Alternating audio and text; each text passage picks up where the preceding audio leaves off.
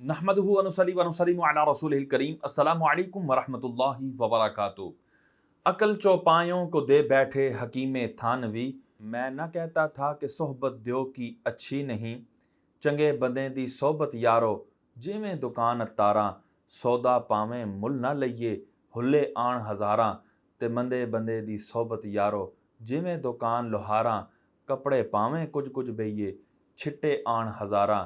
अच्छे बंदे की सोहबत बंदे को अच्छा बनाती है, बुरे बंदे की सोहबत बंदे को बुरा बना देती है। हम इसी बिना पर मुसलमानों को मुतनब्बह करते आ रहे हैं कि बदमज़हबों की सोहबत बिल्कुल अच्छी नहीं है। इनसे अक़ीदे में ख़राबी आएगी और अक़ीदा ही असल है, उस पर आमाल की अमारत रखी जाएगी। अगर बुनियाद दुरुस्त नहीं तो आमाल की अमारत का कोई फ़ायदा नहीं। तो इसी बिना पर हमने बज़ोम ख्वेश मुफ्ती आज़म पाकिस्तान मुफ्ती मुनीब रहमान साहब के हवाले से कुछ सवालात किए और उनसे मुतालबात किए कि वो तौबा और रुजू करें। लेकिन इस बात को सुनकर कई हमारे भोले भाले सुन्नी बल्कि नाम नहाद उलमा भी हम पर बरंगेख्ता हो गए। हम पर जो है वो गुस्सा उतारने लग गए कि तुम इतने बड़े मुफ्ती साहब के हवाले से ये बात कर रहे हो, मुफ्ती आज़म पाकिस्तान हैं, इतनी उनकी खिदमात हैं, तुम्हारी सनदों के ऊपर भी उनके साइन मौजूद हैं। तो इस तरह की बेसरोपा दलीलें देकर उन्होंने सामने वालों को मुतमईन करने की कोशिश की और जवाब देने की कोशिश की। लेकिन उन सब के मुंह पर तमाचा सैयद जुल्फ़िकार हुसैन शाह साहब ने दे मारा कि उन्होंने ये दावा कर दिया कि मुफ्ती मुनीब रहमान साहब ने अपने उन लायक एतराज़ आमाल अफ़आल और अक़वाल पर तौबा लिख कर दे दी है। मुफ्ती मुनीब रहमान साहब हुज़ूर मुफ्ती आज़म पाकिस्तान मतअल्लाहु तआला बितुलियाती, आपने रुजूनामा और तौबा नामा लिख दिया है। ठीक है, आपने रुजूनामा और तौबा नामा लिख दिया है। तो जिससे ये वाज़ेह वाशगाफ मालूम हो गया कि वो आमाल लायक तौबा और रुजू ही थे, जिसकी बिना पर उन्होंने तौबा और रुजू लिख कर दे दी। और उन आमाल को जस्टिफाई नहीं किया जा सकता था, उन अकवाल को जस्टिफाई नहीं किया जा सकता था। तभी तो उन्होंने तौबा की राह ली, तौबा का रास्ता लिया। लेकिन वो तौबा क्यों कबूल ना हुई, उस पर भी हमने अल्हम्दुलिल्लाह तफसीली कलाम कर दिया है कि एलानिया गुनाह की एलानिया तौबा होती है। और फिर जो साहिब मामला है यानी ख़ुद मुफ्ती मुनीब रहमान साहब, उनको चाहिए था कि वो अपनी तहरीर के ज़रिए, तकरीर के ज़रिए इस बात का ऐलान करते, लेकिन उन्होंने इस बात का ऐलान नहीं किया। और अभी जो गुज़श्ता चंद रोज़ कबल इन्होंने पॉडकास्ट रिकॉर्ड करवाया, उस पॉडकास्ट के अंदर अगर इनकी गुफ्तगू सुनी जाए तो उससे ये वाज़ेह होता है कि मुनीब रहमान साहब को अपने किसी फ़ेल के ऊपर कोई नदामत नहीं है, किसी कौल पर कोई नदामत नहीं है। इनको ज़रा बराबर भी कोई फ़र्क नहीं पड़ता कि उलमाए अहले सुन्नत इनके हवाले से क्या फ़तावा दे रहे हैं, इनके हवाले से क्या अहकामात बयान कर रहे हैं, इनको कोई फ़र्क नहीं पड़ता। और ये उन उलमा को क्या समझते हैं, उन उलमा के फ़तावा को क्या हैसियत देते हैं, ये सब चीज़ें बिल्कुल वाशगाफ तौर पर आपको इस पॉडकास्ट में मिलेंगी। और आप इस पॉडकास्ट को सुनने के बाद ये फ़ैसला करने पर मजबूर हो जाएंगे कि मुफ्ती मुनीब रहमान साहब ने कोई तौबा रुजू नहीं किया, कोई तौबा रुजू लिख कर नहीं दिया। तो ये सैयद जुल्फ़िकार शाह साहब के लिए भी लम्हा फ़िक्रिया है कि उन्होंने जो ऐलान किया था वो एक तरह से तो झूठे साबित हो ही गए कि जिन उलमा की गर्दनों पर रख कर उन्होंने वो तौब चलाई थी, वो जो है उलमा ही मुकर गए। उन्होंने तहरीरी तौर पर और तकरीरी तौर पर उस चीज़ का बरमला जो है इनकार किया कि कोई इस तरह का तौबानामा हमें पेश नहीं किया। तो यहाँ से उनका खिलाफ वाक़े बात करना साबित हो गया। और बकिया जो रही सही कसर थी वो मुनीब रहमान साहब ने इस पॉडकास्ट में निकाल दी कि इस तरह की कोई बात भी नहीं है। ये जुल्फ़िकार शाह साहब की अपनी मनचाही बात तो हो सकती है, लेकिन मुनीब रहमान साहब अपने अमली तौर पर और अपने पॉडकास्ट के अंदर ये बरमला इजहार कर रहे हैं कि गोया कि उन्होंने तौबा नहीं की और वो इन आमाल पर ज़रा बराबर भी शर्मिंदा नहीं है। अब वो उनका पॉडकास्ट मुलाहिज़ा फरमाएं और उसके ऊपर तबसरा मुलाहिज़ा फरमाएं। मेरा आबाई ताल्लुक ज़िला मानसहरा, तहसील उगी, उसका इलाका है अपर तनावुल, उसका एक ज़ेली इलाका है खन, उसका एक गांव है नंबल। वहाँ से मेरी जाए पैदाइश है और मैंने इब्तदाई तालीम दीनी भी और लिखना पढ़ना भी अपने घर से सीखा। ठीक है, क्योंकि हमारे आबा व अजदाद 7 पुश्तों से अस्हाब इल्म चले आ रहे हैं और काजी फैमिली कहलाती है। अच्छा, यहाँ पर देखें अपना तारुफ करवा रहे हैं और बता रहे हैं कि इनकी जाए पैदाइश जो है वो ज़िला मानसहरा का गांव नंबल जो है वहाँ इनकी पैदाइश हुई। और अब बता रहे हैं कि जी दीनी जो तरबियत और दीनी तालीम इन्होंने हासिल की है वो अपने आबा व अजदाद से ही हासिल की है, अपनी फैमिली से ही हासिल की है। اور ان کے آباء و اجداد 7 پشتوں سے ہی علم والے چلے آ رہے ہیں۔ اور ان کا پہلا ایک بیان جو ہم نے اپنی پرانی ویڈیو کے اندر لگایا تھا جس میں ہم نے ان سے توبہ رجوع کا مطالبہ کیا، میرا تعلق جس خاندان سے ہے، ہمارے آباء و اجداد 7 پشتوں سے دینی علم کے میدان میں چلے آ رہے تھے اور اپنے پورے علاقے میں ان کا ایک بڑا نام تھا، مقام تھا، علم کے اعتبار سے بھی اور ورع و تقوی کے اعتبار سے بھی۔ اس میں انہوں نے یہ واضح طور پر بیان دیا تھا کہ میرے آباء و اجداد جو ہے وہ ورع و تقوی والے تھے۔ تو ہم نے کہا کہ جی آپ کے آباء و اجداد میں سے تو آپ کے جو والد صاحب ہیں وہ قاضی حبیب الرحمان ہیں، جن کے حوالے سے ہم نے یہ ڈاکومنٹری چلائی تھی۔ اب آپ کے سامنے ویکیپیڈیا کا ایک صفحہ شو ہو رہا ہے جس میں ان کے والد کا نام بھی شو ہو رہا ہے کہ ان کے والد کا نام قاضی حبیب الرحمان تھا۔ اب یہ قاضی حبیب الرحمان صاحب کون تھے، ان کا کیا مسلک تھا اور کس مکتبہ فکر سے یہ تعلق رکھتے تھے، یہ سب چیزیں ایک ویڈیو کے ذریعے ہم آپ کو دکھائیں گے۔ یہ ویڈیو ملاحظہ فرمائیں۔ میں اس وقت موجود ہوں مفتی منیب الرحمان صاحب کے والد گرامی کے قبر کے پاس، اور یہاں ان کے حوالے سے ہم نے یہ ہمارے ایک دوست اسی علاقہ کے، یہ ابھی ہمیں ان سے ملاقات ہوئی ہے، ان سے کچھ جانتے ہیں ان کے بارے میں، اور پھر انشاءاللہ اس کے بعد آگے بات چیت چلے گی۔ السلام علیکم ورحمۃ اللہ۔ وعلیکم السلام ورحمۃ اللہ۔ ٹھیک ہے جی بھائی، اللہ کا شکر۔ آپ کا نام کیا ہے جی؟ محمد افضل۔ محمد افضل بھائی، آپ یہاں کے ہی رہنے والے ہیں؟ جی مکمل ہیں، یہاں کے ہیں۔ اچھا اچھا، افضل بھائی اس علاقے کا نام کیا ہے؟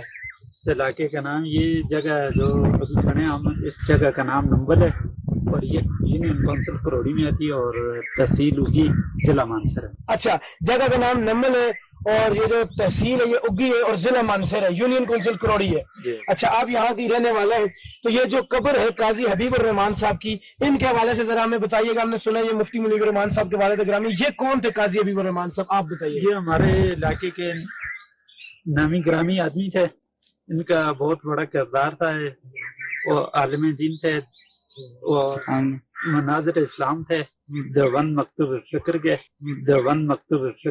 اور ان کے اب وہ 1992 کی وفات کے بعد اب ان کے بیٹے سر انجام دے رہے ہیں مفتی منیب الرحمان صاحب۔ نمل کے مقام پر جو مفتی منیب الرحمان صاحب کا گاؤں ہے، اور یہ پیچھے آپ مسجد دیکھ سکتے ہیں، یہ ان کے گاؤں کی، ان کے محلے کی مسجد ہے، میں وہاں پر موجود ہوں، اور یہ میرے ساتھ یہ بزرگ ہیں، یہ موجود ہے۔ یہ السلام علیکم ورحمۃ اللہ۔ وعلیکم السلام۔ بزرگو ٹھیک ہو تسی؟ صحت اچھی ہے؟ تس تک کی نا ہے؟ عبدالرزاق۔ عبدالرزاق صاحب، عبدالرزاق صاحب تسی اسی علاقے دیو؟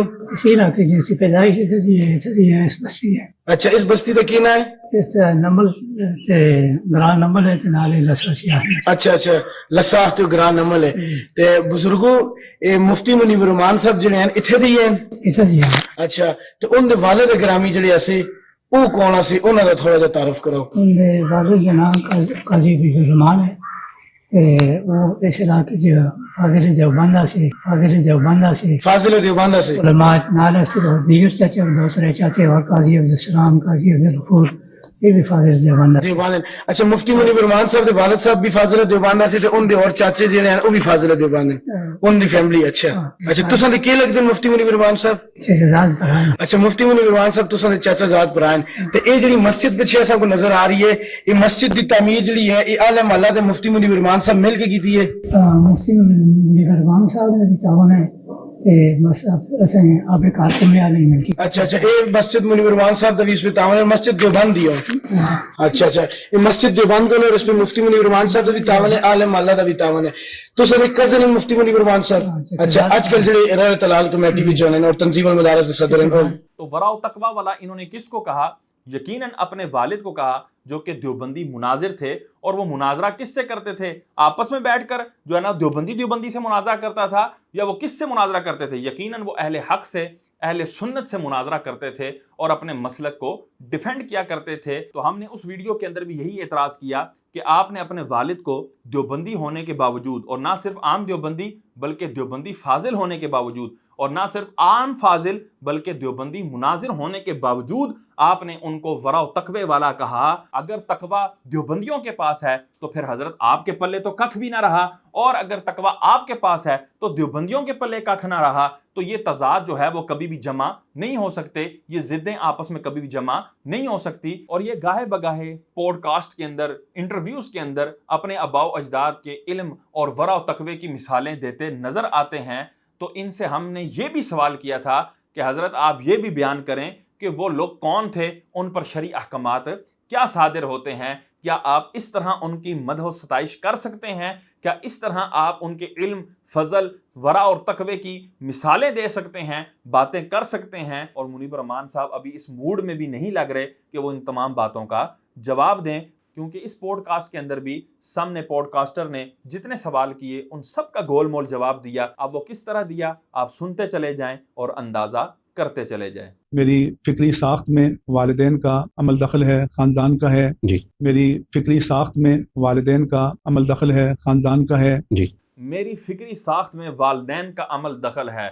اس پوائنٹ کو نوٹ کیجئے گا، ہم یہی کہتے آ رہے ہیں کہ حضرت جو ہیں وہ دیوبندی ہیں، اندر سے وہابی ہیں، ان کی جو جڑیں ہیں ان کے اندر دیوبندیت ہے، وہابیت ہے، ان کے اندر وہی فکر جو ہے وہ کار فرما ہے جو دیوبندیوں وہابیوں کے اندر ہے۔ اور آج انہوں نے اس پوڈ کاسٹ کے اندر برملا اس کا اظہار کر دیا کہ میری فکری ساخت کے اندر والدین کا عمل دخل ہے، اور والدین میں سے والد صاحب جو تھے، ہم ان کی تو بات واضح طور پہ کر سکتے ہیں، والدہ کی بات ان کے اوپر لازم ہے، کیونکہ بندہ دیوبندی ہو اور پھر خالی دیوبندی نہیں بلکہ دیوبندی فاضل ہو، اور پھر فقط فاضل ہی نہیں دیوبندی مناظر ہو، اور وہ جو ہے کسی سنی صحیح العقیدہ عورت سے بیاہ کر لے، شادی کر لے اور اس کو اپنے بچوں کی مربیہ کے طور پر قبول کر لے، یہ ہو سکتا نہیں ہے، عمومی طور پر یہ بڑا بعید ہے۔ تو کیا ان کی والدہ بھی دیوبندیہ تھی اور اسی دیوبندی مکتبہ فکر سے ہی تعلق رکھتی تھی؟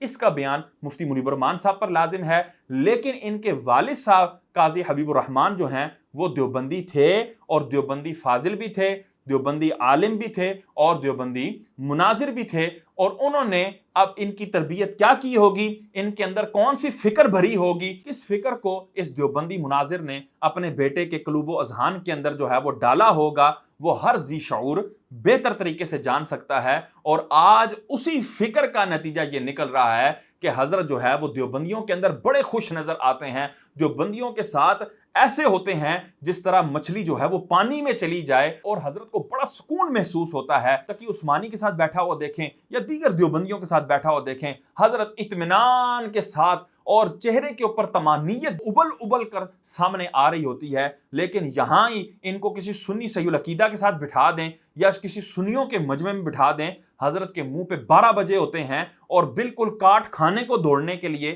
تیار ہوتے ہیں کہ کسی طرح مجھے مائک ملے اور میں سنیوں کی تحریک کو رگڑا لگاؤں، کہوں یہ دیکھو غلط کر رہے ہیں، یہ بات ان کے اندر غلط ہے، فلاں بات ان کے اندر غلط ہے، یہ 10ویں 40ویں کے اندر جو ہے وہ پیسہ لگاتے ہیں، یہ 11ویں 12ویں پر پیسہ لگاتے ہیں، یہ فلاں جگہ پیسہ ضائع کرتے ہیں، یہ کرتے ہیں، یہ وہ کرتے ہیں۔ اور بھائی ناک کے اوپر اگر مکھی بیٹھے تو مکھی کو اڑایا جائے گا، ناک نہیں کاٹی جائے گی، لیکن حضرت ناک کاٹ کر جو ہے وہ گفتگو کرنا چاہتے ہیں۔ کیوں؟ کیونکہ ان کو سنیوں کے ناک کٹنے سے ان کو کیا لگے، کیونکہ ان کے فکری ساخت کے اندر تو دیوبندیت ہے۔ پھر جو باقاعدہ رسمی دینی تعلیم حاصل کی وہ جامعہ نظامیہ رضویہ لاہور میں، ٹھیک ہے، 2 سال جامعہ اسلامیہ بہاولپور میں، مزید 1 سال گزارا، ٹھیک ہے، پھر میں کراچی آیا دارالعلوم امجدیہ میں۔ اب یہاں پر انہوں نے کہا کہ جی پھر یہ جامعہ نظامیہ لاہور میں آگے جو کہ سنیوں کا ادارہ ہے، اور اس کا سنیوں کا ادارہ ہونے میں کوئی ذرا برابر بھی شک و شبہ نہیں ہے، یہاں پر ہمارے چند بھولے بالے سنی کہتے ہیں دیکھیں جی ٹھیک ہے چلیں والد دیوبندی تھے،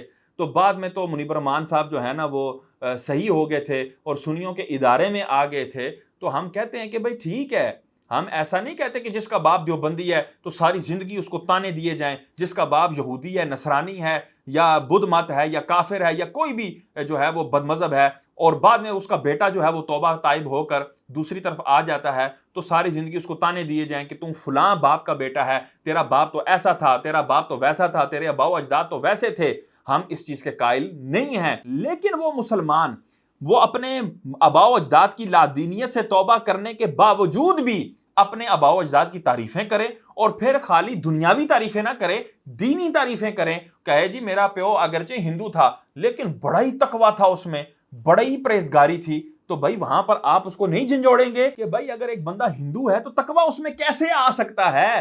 تقویٰ تو کہتے ہی اللہ سے ڈرنے کو ہے، اگر وہ اللہ سے ڈرتا ہوتا تو وہ ہندو ہی کیوں ہوتا؟ تو تو یہاں پر بھی ہم کہیں گے کہ اگر تقویٰ تمہارے باپ کے اندر ہوتا، قاضی حبیب الرحمان کے اندر، تو وہ دیوبندی ہی کیوں ہوتا، پھر دیوبندی فاضل ہی کیوں ہوتا، پھر دیوبندی مناظر ہی کیوں ہوتا؟ اور تقویٰ ہوتا تو وہ سنی صحیح العقیدہ نہ ہوتا، اگر اس کے اندر تقویٰ ہوتا تو اہل سنت کا مناظر ہو کر دیوبندیوں کے ساتھ مناظرے کرنے والا نہ ہوتا۔ تو یہ بات ہم کہتے ہیں کہ بھائی تم تعریفیں کرو تو دیوبندیوں کی، تم تعریفیں کرو تو اپنی دیوبندی آباء و اجداد کی، تو یہ چیز ہمیں منظور نہیں ہے۔ ایک سوال مجھ سے یہ بنتا ہے کہ آپ جس علاقے کا ذکر کر رہے ہیں وہاں پہ میرے خیال سے دیوبند مکتب فکر کے لوگ زیادہ رہتے تھے، آپ کے والد صاحب بھی کا تعلق بھی وہیں سے ہے؟ ہمارے علاقے میں آپ دیکھیں پوڈ کاسٹر نے یہ سوال کیا کہ آپ جس علاقے کا ذکر کر رہے ہیں وہاں پر تو دیوبندی تھے، تو آپ کے والد صاحب بھی دیوبندی؟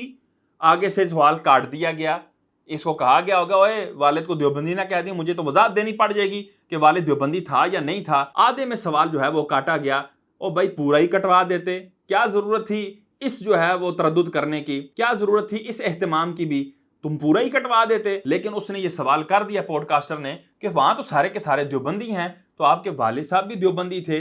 اب ان کا جواب یہ ہونا چاہیے تھا کہ بالکل وہاں سارے کے سارے دیوبندی ہیں اور میرے والد صاحب بھی دیوبندی مکتبہ فکر سے تعلق رکھتے تھے، اور پھر وہ دیوبندی فاضل بھی تھے، دیوبندی مناظر بھی تھے۔ لیکن چونکہ اللہ تعالیٰ نے مجھے ہدایت دی اور میں جو ہے وہ جامعہ نظامیہ رضویہ میں آ گیا اور میں نے سنیوں سے تعلیم حاصل کی اور میرے سامنے حق اور باطل بالکل عیاں ہو گیا، واضح ہو گیا، اور میں نے دیوبندیت سے توبہ کر لی۔ ہاں والد صاحب کے معاملات الگ ہیں، میں ان کی باتوں کا جواب دہ نہیں ہوں، میں ان کے مسلک کا جواب دہ نہیں ہوں، میں اپنے مسلک کا جواب دہ ہوں، میں اپنے مذہب کا جواب دہ ہوں، اور وہ میں الحمدللہ سنی صحیح العقیدہ ہوں۔ تو اس طرح جواب دیتے، لیکن اب آپ حضرت کا جلیبی کی طرح سیدھا جواب سنیے گا، پھر اس پر تبصرہ سماعت فرمائیے گا۔ ہمارے علاقے میں اس وقت اس طرح کی مسلکی تقسیم نہیں تھی، اچھا، بلکہ ہم نے میٹرک تک یہ دیوبندی بریلوی کے نام بھی نہیں سنے تھے، ٹھیک ہے، کیونکہ جو ہمارے پرانے علماء تھے ان کی تعلیم کا طریقہ یہ تھا کہ مختلف علاقوں میں مختلف فنون کے ماہرین ہوتے تھے، کوئی فقہ کا ماہر، جی، کوئی تفسیر کا، کوئی حدیث کا، کوئی منطق کا، کوئی فلسفہ کا، کوئی صرف و نحو کا، وہاں تعلیم حاصل کرتے تھے، اور حنفیت کی بنیاد پر سب ایک اچھا، ہی نہج پر سارے معاملات چلا کرتے تھے۔ لا حول ولا قوت الا باللہ العلی العظیم۔ اگر میں یہ کہوں کہ یہ جھوٹ ساتوں آسمانوں اور زمینوں سے بھی بڑا ہے تو یہ مبالغہ نہیں ہوگا، یہ سری طور پر کس بیانی ہے۔ حضرت کہتے ہیں اس وقت یہ مسلکی جو ہے یہ معاملات نہیں تھے، دیوبندی اور بریلوی کی یہ جو ٹرمز ہیں یہ ہم نے سنی بھی نہیں تھی، اور یہ اس طرح کا اختلاف بھی آپس میں نہیں تھا، کیونکہ اعلیٰ حضرت تو ان کے دور کے بعد پیدا ہوئے تھے۔ اعلیٰ حضرت نے جو معرکۃ الآراء فتویٰ دیا حسام الحرمین کے نام پر، جس میں دیوبندیوں کے طواغیت اربع اشرف علی تھانوی، قاسم نانوتوی، رشید احمد گنگوئی، خلیل احمد نمبیٹوی اور قادیانیوں کے سرخیل غلام احمد قادیانی کے حوالے سے کفر و ارتداد کا فتویٰ دیا، وہ تو فتویٰ بھی بعد میں چھپا، وہ فتویٰ بھی بعد میں عام ہوا۔ حضرت تو اس سے پہلے تشریف لا چکے تھے، اور اس وقت جو ہے وہ یہ دیوبندیت اور بریلویت والی اصطلاحات بھی نہیں تھی، اور آپس میں یہ جھگڑے بھی نہیں تھے۔ لا حول ولا قوت الا باللہ العلی العظیم۔ مجھے جو ہے وہ ایک دو روز قبل ہی ایک عالم دین، ایک مفتی صاحب کی کال آئی، اور انہوں نے مجھے اسی پوڈ کاسٹ کو سن کر اس پر میرے ساتھ وہ تبصرہ کر رہے تھے، اور وہ بتا رہے تھے کہ مانسیرا کے جو علماء، بڑے بزرگ علماء جو منیب الرحمان صاحب کے پیدا ہونے سے بھی پہلے کے ہیں، وہ اتنی شدت دیوبندیت کے خلاف رکھتے تھے کہ اگر کوئی دیوبندی وہابی مسجد میں داخل ہو جاتا تھا تو وہ مسجد کو پورا دھلوایا کرتے تھے۔ اور اس شدت کی برکت کیا ہوتی تھی کہ ہمارے نوجوان جو ہیں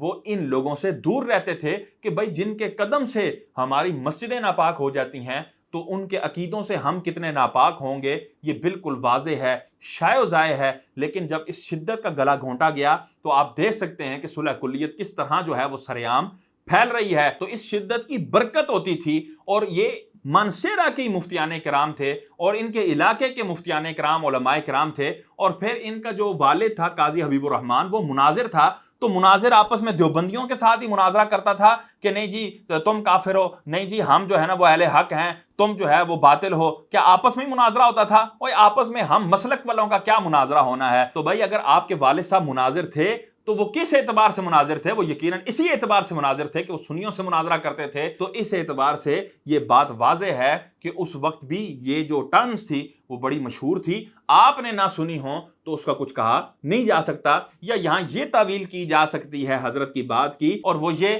کہ جب سارے کے سارے ہی دیوبندی ہوں، یعنی سور ہی سور ہوں، تو پھر حلالی چیز کا تذکرہ تو بندہ نہیں سنتا نا. کہ جب حرام والی چیزیں ہی کانوں میں پڑتی رہیں گی تو حلالی چیز جو ہے وہ کانوں میں کبھی نہیں پڑے گی. تو اس اعتبار سے یہ ہو سکتا ہے کہ انہوں نے بریلویت کا نام نہ سنا ہو، کیونکہ سارے کے سارے جو ہے وہ دیوبندیت تھے. تو انہوں نے کب بریلویت والی اور دیوبندیت والی ٹرم استعمال کرنی تھی؟ اس اعتبار سے انہوں نے حضرت نے یہ نام نہیں سنے تھے. اور حنفیت کی بنیاد پر سب ایک ہی نہج پر سارے معاملات چلا کرتے تھے. یعنی دیوبندیوں کے کوئی گندی افکار نہیں تھے، کوئی گندے نظریات نہیں تھے. اللہ اور اس کے رسول کو جو انہوں نے منہ بھر بھر کے گالیاں دی وہ بالکل موجود نہیں تھی. اور یہ سب کے سب فقہ حنفی کے اعتبار سے ایک تھے. اگر اس سے بڑا کوئی جھوٹ ہو سکتا ہے تو وہ کوئی مجھے بتا دے کہ اس سے بڑا بھی کوئی دنیا کائنات میں جھوٹ ہے. لا حول ولا قوة الا باللہ العلی العظیم. تو یہ آہستہ آہستہ تقسیم پھر بڑھتی چلی گئی. جی ہاں. تو آپ جب یہاں آئے، لاہور آئے، جی. تو آپ نے جماعت اہل سنت یا بریلویت آپ کہہ لیں، جی. تو یہ اختیاری طور پہ اس وقت اختیار کیا یا آپ کا ظاہر پہلے تو آپ نہ دیوبندی تھے نہ بریلوی تھے؟ اب سامنے پوڈ کاسٹر نے جو سوال کیا کہ جی پہلے آپ نہ تتر تھے نہ بٹیر تھے، یعنی نہ دیوبندی تھے نہ آپ بریلوی تھے، بعد میں آپ نے بریلویت کو اختیار کیا. اب ان کا جواب تو یہ ہونا چاہیے تھا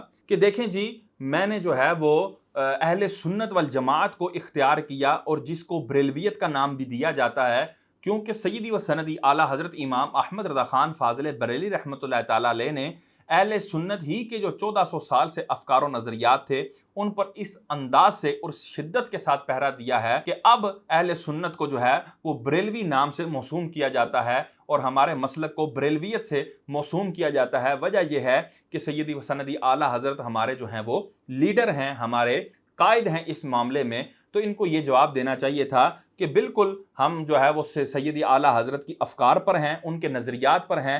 لیکن انہوں نے حضرت نے کیا کیا، وہاں سے بالکل یو ٹرن لے کر انہوں نے پھر جلیبی کی طرح سیدھا جواب دیا. اور وہ جواب کیا ہے وہ ذرا سماعت فرمائیں. پہلی بات یہ سمجھیں کہ بریلویت کوئی مسلک کا نام نہیں ہے. ٹھیک ہے.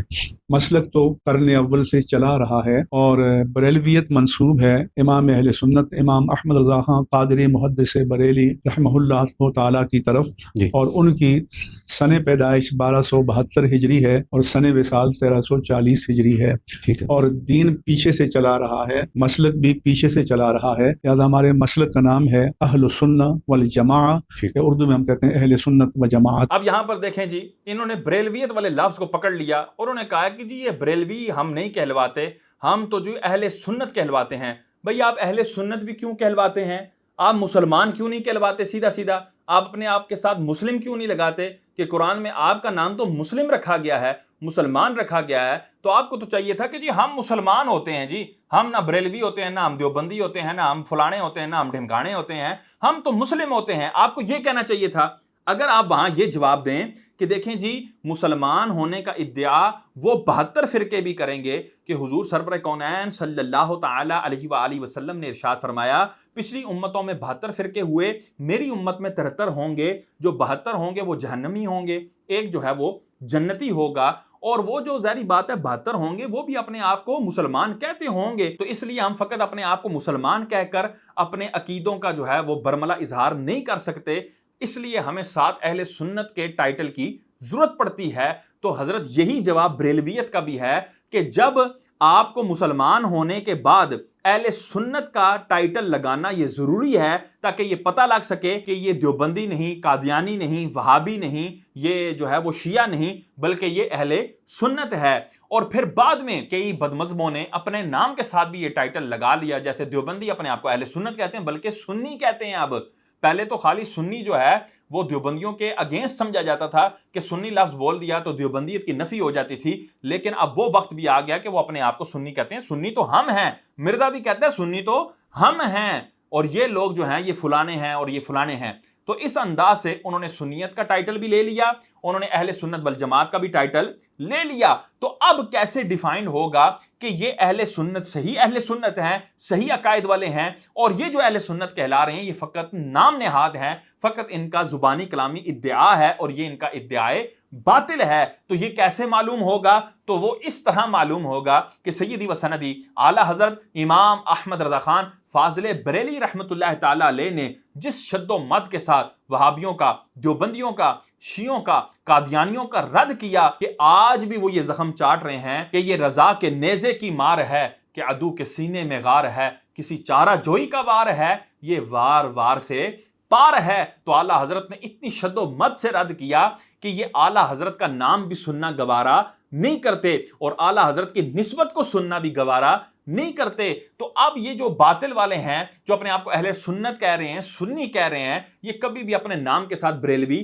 نہیں لگائیں گے. امام احمد رضا کا نام سن کر ان کو موت آتی ہے تو یہ کبھی بھی اس طرح کا ٹائٹل استعمال نہیں کریں گے. تو اب اہل سنت کے بعد بریلویت کے ٹائٹل کی بھی اس لیے ضرورت پیش آئی تاکہ اہل سنت کے اندر بھی یہ چیز امتیاز ہو جائے کہ یہ اصل اہل سنت ہیں اور یہ نام نہاد اہل سنت ہیں, اور یہ فقط بات ہم نہیں کر رہے. یہ دیکھیں, یہ فتاوی فقیہ ملت ہے, جلال الدین احمد امجدی علیہ الرحمہ کا مصدقہ, اس کی جلد 2 ہے اور صفحہ نمبر 402 کے اوپر ایک فتویٰ جو ہے وہ پوچھا گیا کہ جی لوگ جو ہیں وہ مسلک اعلیٰ حضرت کے نام سے چڑھتے ہیں اور کہتے ہیں جی اس کو مسلک اولیاء کہا جائے, اس کو دیگر اس طرح کے نام دیے جائیں, مسلک اعلیٰ حضرت آپ کیوں کہتے ہیں؟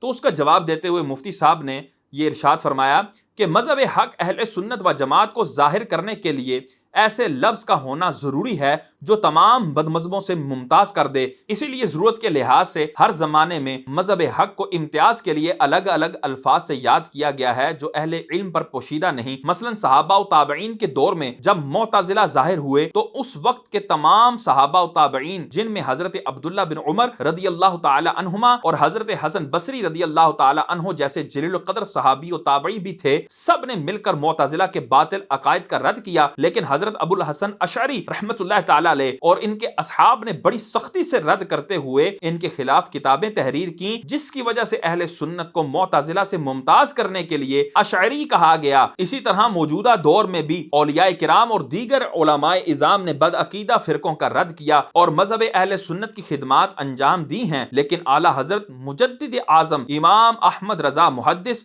بریلوی رحمت اللہ تعالی علیہ نے بڑی سختی سے ان کا رد کیا اور ان کے باطل فرقوں قادیانی, دیوبندی, وہابی اور مودودی وغیرہ ہم سے ممتاز کرنے کے لیے مسلک اعلیٰ حضرت خاص و عام میں رائج ہوا, جسے عامت المسلمین نے پسند بھی کیا. اور حدیث شریف میں ہے ما رآہ المسلمون حسنا فہو عند اللہ حسن, یعنی جو عامت المسلمین اچھا سمجھیں وہ اللہ تعالیٰ کے نزدیک بھی اچھا ہے. اور یہ کہنا کہ مسلک اعلیٰ حضرت کہنے سے دیگر علماء و اولیاء کرام کو فراموش کرنا ہے صحیح نہیں, کیونکہ جب مسلک اعلیٰ حضرت کہا جاتا ہے تو اس سے مراد وہی مسلک ہوتا ہے جو اولیاء امت کا مسلک ہے. لیکن چونکہ دیوبندی بھی اس بات کے دعوے دار ہیں کہ ہم اولیاء امت کے مسلک پر ہیں, اسی لیے کہ وہ بھی اپنے اکابر کو اولیاء مانتے ہیں اور بہت سے مشہور بزرگوں کے مزارات پر حاضر ہوتے ہیں, بلکہ بعض اولیاء امت کے مزار پر ان کا قبضہ بھی ہے. لہذا بد مذہبوں سے امتیاز کے لیے مسلک اولیاء امت کہنا کافی نہ ہوگا, اس کے لیے اس زمانے میں مسلک اعلیٰ حضرت ہی کہنا ضروری ہوگا اور اس سے روکنے والا بد مذہب ہوگا یا حاسد. بزرگوں نے بالکل واضح طور پر یہ فرما دیا اور اس کی تصدیق فرما دی کہ جو مسلک اعلیٰ حضرت کہنے کے مخالف ہوگا یا تو وہ بد مذہب ہے یا وہ حاسد ہے.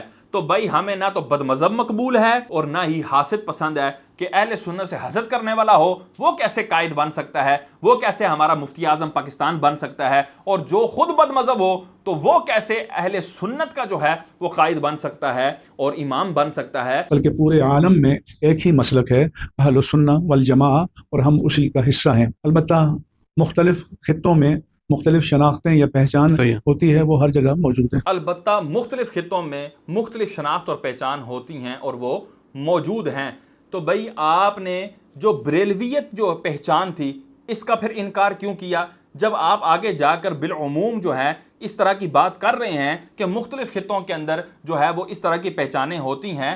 तो हम भी तो यही कहते हैं, हमारा मुद्दा भी तो यही है कि बरे सगीर पाको हिंद के अंदर ये बरेलवियत जो है ये अहले हक की पहचान है। हम इसको आलमी तौर पर लाजिम नहीं कर रहे, क्योंकि ऐसे ममालिक जहाँ पर देवबंदियों का, वहाबियों का नामो निशान नहीं है, वहाँ दीगर कोई बातिल फिरके हो सकते हैं, तो वहाँ पर उस एतबार से पहचान होगी। वहाँ पर उनके जो अहले हक आलिम दीन होंगे, जो वहाँ के मुजद्दिद होंगे, जो वहाँ के जो हैं इस तरह हक व बातिल के अंदर इम्तियाज़ करने वाली हस्ती होगी, उनके एतबार से वो लोग अपने आप को मौसूम करेंगे। जिस तरह जो है जब मुअतज़िला के मुकाबले में अबुल हसन अशअरी रहमतुल्लाह ताला अलैह आए तो अहले सुन्नत ने अपने आप को अशअरी भी कहलवाया, और इसी तरह अबू मंसूर मातुरीदी रदी अल्लाह ताला अन्हु के जो पैरोकार थे उन्होंने अपने आप को मातुरीदी कहा। तो अशाइरा और मातुरीदिया ये बिल्कुल वाज़े दो टर्म्स अहले सुन्नत के अंदर मौजूद हैं। तो क्या ये कहा जाएगा कि नहीं जी हम अशाइरा नहीं हैं, हम मातुरीदिया नहीं हैं, हम तो इनकी तरफ मौसूम नहीं होते, हम तो अहले सुन्नत हैं? तो भाई वहां पर मुअतज़िला से अपने आप को जुदा करने के लिए और दीगर इस तरह के फिरकों से अपने आप को मुमताज करने के लिए अपने आप को अशाइरा या मातुरीदिया के अंदर शुमार करना पड़ेगा, करवाना पड़ेगा। तो इस एतबार से जो है हर खित्ते की अपनी जो है वो टर्म्स और कंडीशंस हो सकती हैं, लेकिन बड़े सगीर पाको हिंद के अंदर चूँकि देवबंदियत, वहाबियत और शियत का रद्द करने में सैयदी व सनदी आला हज़रत इमाम अहमद रज़ा ख़ान फ़ाज़िल बरेली रहमतुल्लाह ताला अलैह का कोई सानी नहीं, और आपने जिस शिद्दत के साथ इनका रद्द किया और जिस अंदाज से आपने अहले सुन्नत के 1400 साल के अकायद के ऊपर पहरा दिया वो बेमिसल बेमिसाल है। इसलिए यहाँ पर इस खित्ते के अंदर ये जो है वो निशानी ये बिल्कुल मौजूद है, और इस निशानी को ज़रा बराबर भी इसका रद्द नहीं किया जाएगा। और इसका रद्द वही करते हैं जो बदमज़हब हैं या हासिद हैं। हो जी हम बरेलवी नहीं हैं, उनको जब देखें यही बयान दे रहे होते हैं जी हम बरेलवी नहीं। क्यों? वो अपने आप को इसलिए अपनी बरेलवियत की नफ़ी करते हैं क्योंकि इमाम अहमद रज़ा ख़ान फ़ाज़िल बरेली रहमतुल्लाह ताला अलैह ने उन सब का तांता बंद किया है, और जितने चोर दरवाजे थे आपने उनके ऊपर ऐसे ताले लगाए कि अब वो क़यामत तक कभी भी खोल सकते नहीं हैं। तो इसलिए जो इस तरह के लोग हैं जो चोर दरवाज़ा चाहते हैं, अहले सुन्नत के अंदर बिगाड़ चाहते हैं, अहले सुन्नत के अंदर सुलह कुल्लियत का मूजी मर्ज जो है वो अंदर दाखिल करना चाहते हैं, तो वो आला हज़रत से जान छुड़ाते हैं, आला हज़रत के मसलक से जान छुड़ाते हैं, आला हज़रत के बयान करदा अफकार और नज़रियात से जान छुड़ाते हैं। हालांकि वो जान आला हज़रत से नहीं छुड़ा रहे, वो तो शरीयत मुतारा से छुड़ा रहे हैं और उन अफकार और नज़रियात से जान छुड़ा रहे हैं जो 1400 साल से मुसलमानों के हैं और हमेशा रहेंगे। जब अमली तौर पे तो ये फ़र्क एक मौजूद है, बदकिस्मती है हमारी। देवबंदी हैं मौजूद, उनको जो बरेलवी जो कहलाते हैं उनसे एतराज़, और जो बरेलवी हैं उनको देवबंदी की फ़िक्र से एतराज़। ज़रा इख्तलाफ तो हो सकता है, ये तो हुस्न है, दीन का भी हुस्न है, लेकिन उसमें शिद्दत भी है। देवबंदी हो, बरेलवी हो या किसी भी मसलक से ताल्लुक़ रखा है, लोगों को जोड़ने की कोशिश की, आपका यही था। लेकिन मैंने देखा आप पे एतराज़ात आए कि आप देवबंद मकतब फ़िक्र के पास क्यों चले गए, उनके साथ आपने नशीस क्यों कर लिया, उनके साथ आपने खाना क्यों खा लिया, आपने सैयद मुनव्वर हसन साहब की तारीफ़ क्यों कर दी। यानी इस पर आपके खिलाफ काफ़ी शिद्दत से चीज़ें सामने। अब यहाँ पे पॉडकास्टर के सवाल के अंदर कितने सुकम थे, कितनी खराबियाँ थी, वो हर जी शऊर जो है वो समझ सकता है। मैं उसको बयान भी कर देता हूँ।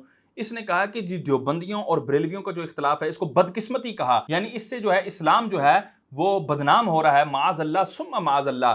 भाई अहले हक और अहले बातिल की आपस में जंग को आप अहले इस्लाम के लिए बदनामी का बाइस कहेंगे? अहले बातिल के लिए तो वो बदनामी नहीं है, उन बदअकीदा के लिए बदनामी नहीं है, ये अहले इस्लाम के लिए, अहले हक के लिए बदनामी होगी कि वो अपने हक के लिए बोल रहे हैं, वो अपने मसलक के हक होने पर बोल रहे हैं, ये उनकी बदनामी है माअज़ल्लाह। तो ये कितना बड़ा सुकम था, कितनी बड़ी वाशगाफ गलती थी, जिसको मुनीवर रहमान साहब को चाहिए था कि जब वो जवाब शुरू करते तो वो इसको इस अंदाज से कहते कि मोहतरम आपने जो ये कहा है कि ये बदकिस्मती है, तो ये बिल्कुल ऐसी बात नहीं है, ये हमारी खुशकिस्मती है अहले हक की कि हम अहले बातिल का रद्द करते हैं और शिद्दत के साथ रद्द करते हैं। क्योंकि अल्लाह तबारक व तआला ने कुरान मजीद फुरकान हमीद में सहाबा किराम जैसी अजीम जमाअत का जब तारुफ करवाया तो ये फरमाया अशिद्दाउ अलल कुफारी रुहमाउ बैनहुम, कि काफिरों के ऊपर बड़े सख्त हैं, यानी उनका रद्द करते हैं, उनके खिलाफ बोलते हैं, और मोमिनों के लिए बड़े नरम हैं कि उनके साथ शीरो शकर होकर रहते हैं।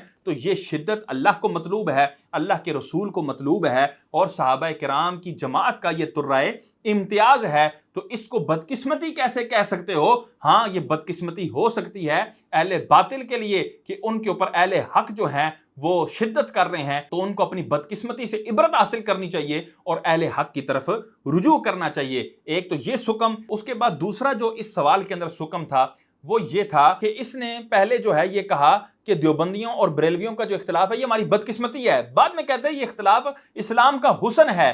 تو بدقسمتی کہنا بھی انتہائی غلط تھا اور اب اس کو اسلام کا حسن کہنا بھی انتہائی غلط ہے۔ وہ کس طرح کہ اسلام کا حسن وہ اختلاف ہوتا ہے جو اسلام کے اندر مسلمانوں کے لیے نرمی کا باعث بنے، مسلمانوں کے لیے جو ہے وہ کئی راہیں کھولے۔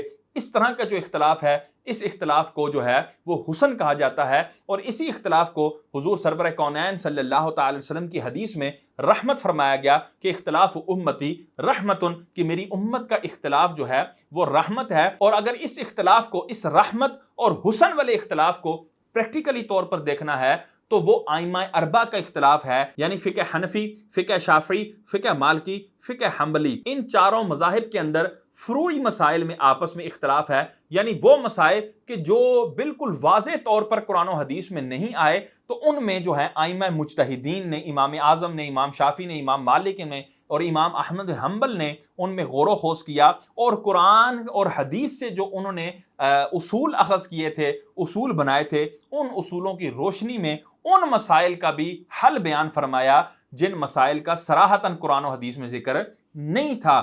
اور پھر جب حل بیان کیا تو امام شافعی رحمۃ اللہ تعالی علیہ اگر اس وے میں گئے، امام اعظم اس وے میں گئے، امام مالک اس وے میں گئے اور امام احمد بن حنبل اس وے میں گئے، تو مسلمانوں کے پاس چار طرح کے جو ہیں وہ فقہ آ گئے کہ اب جس کو جو فقہ مہیا ہو وہ اس فقہ کے اوپر عمل کر کے اپنی زندگی کے اندر شریعت مطہرہ پر عمل کر سکتا ہے۔ تو جہاں پر احناف زیادہ ہیں وہاں پہ لوگ فقہ حنفی کو فالو کرتے ہیں، جہاں پہ شوافع ہیں وہاں پہ فقہ شافعی کو وہ فالو کرتے ہیں، جہاں پہ حنابلہ ہیں وہ حنبلی ہوتے ہیں، جہاں پہ مالکی ہیں وہ مالکی ہوتے ہیں۔ تو یہ جو اختلاف تھا یہ اسلام کا حسن بنا، اسلام کے اندر یہ رحمت کا باعث ہوا۔ لیکن جو کافروں کے ساتھ اختلاف ہے، ہندوؤں کے ساتھ ہمارا جو اختلاف ہے، بدھ متوں کے ساتھ جو ہمارا اختلاف ہے، عیسائیوں کے ساتھ، یہودیوں کے ساتھ، سکھوں کے ساتھ جو ہمارا اختلاف ہے، اس کو اسلام کا حسن نہیں کہا جائے گا۔ بھائی وہ کیسے اسلام کا حسن ہو سکتا ہے کہ بھائی اس نے جو اختلاف کیا، اس نے کہا ہے جی بھگوان جو ہے ہم اس کو پوجتے ہیں، کیا یہ اسلام کا حسن ہے؟ معاذ اللہ۔ بدھ متی جو ہے وہ کہتا ہے ہم بدھ مت کو جو ہے وہ پوجتے ہیں،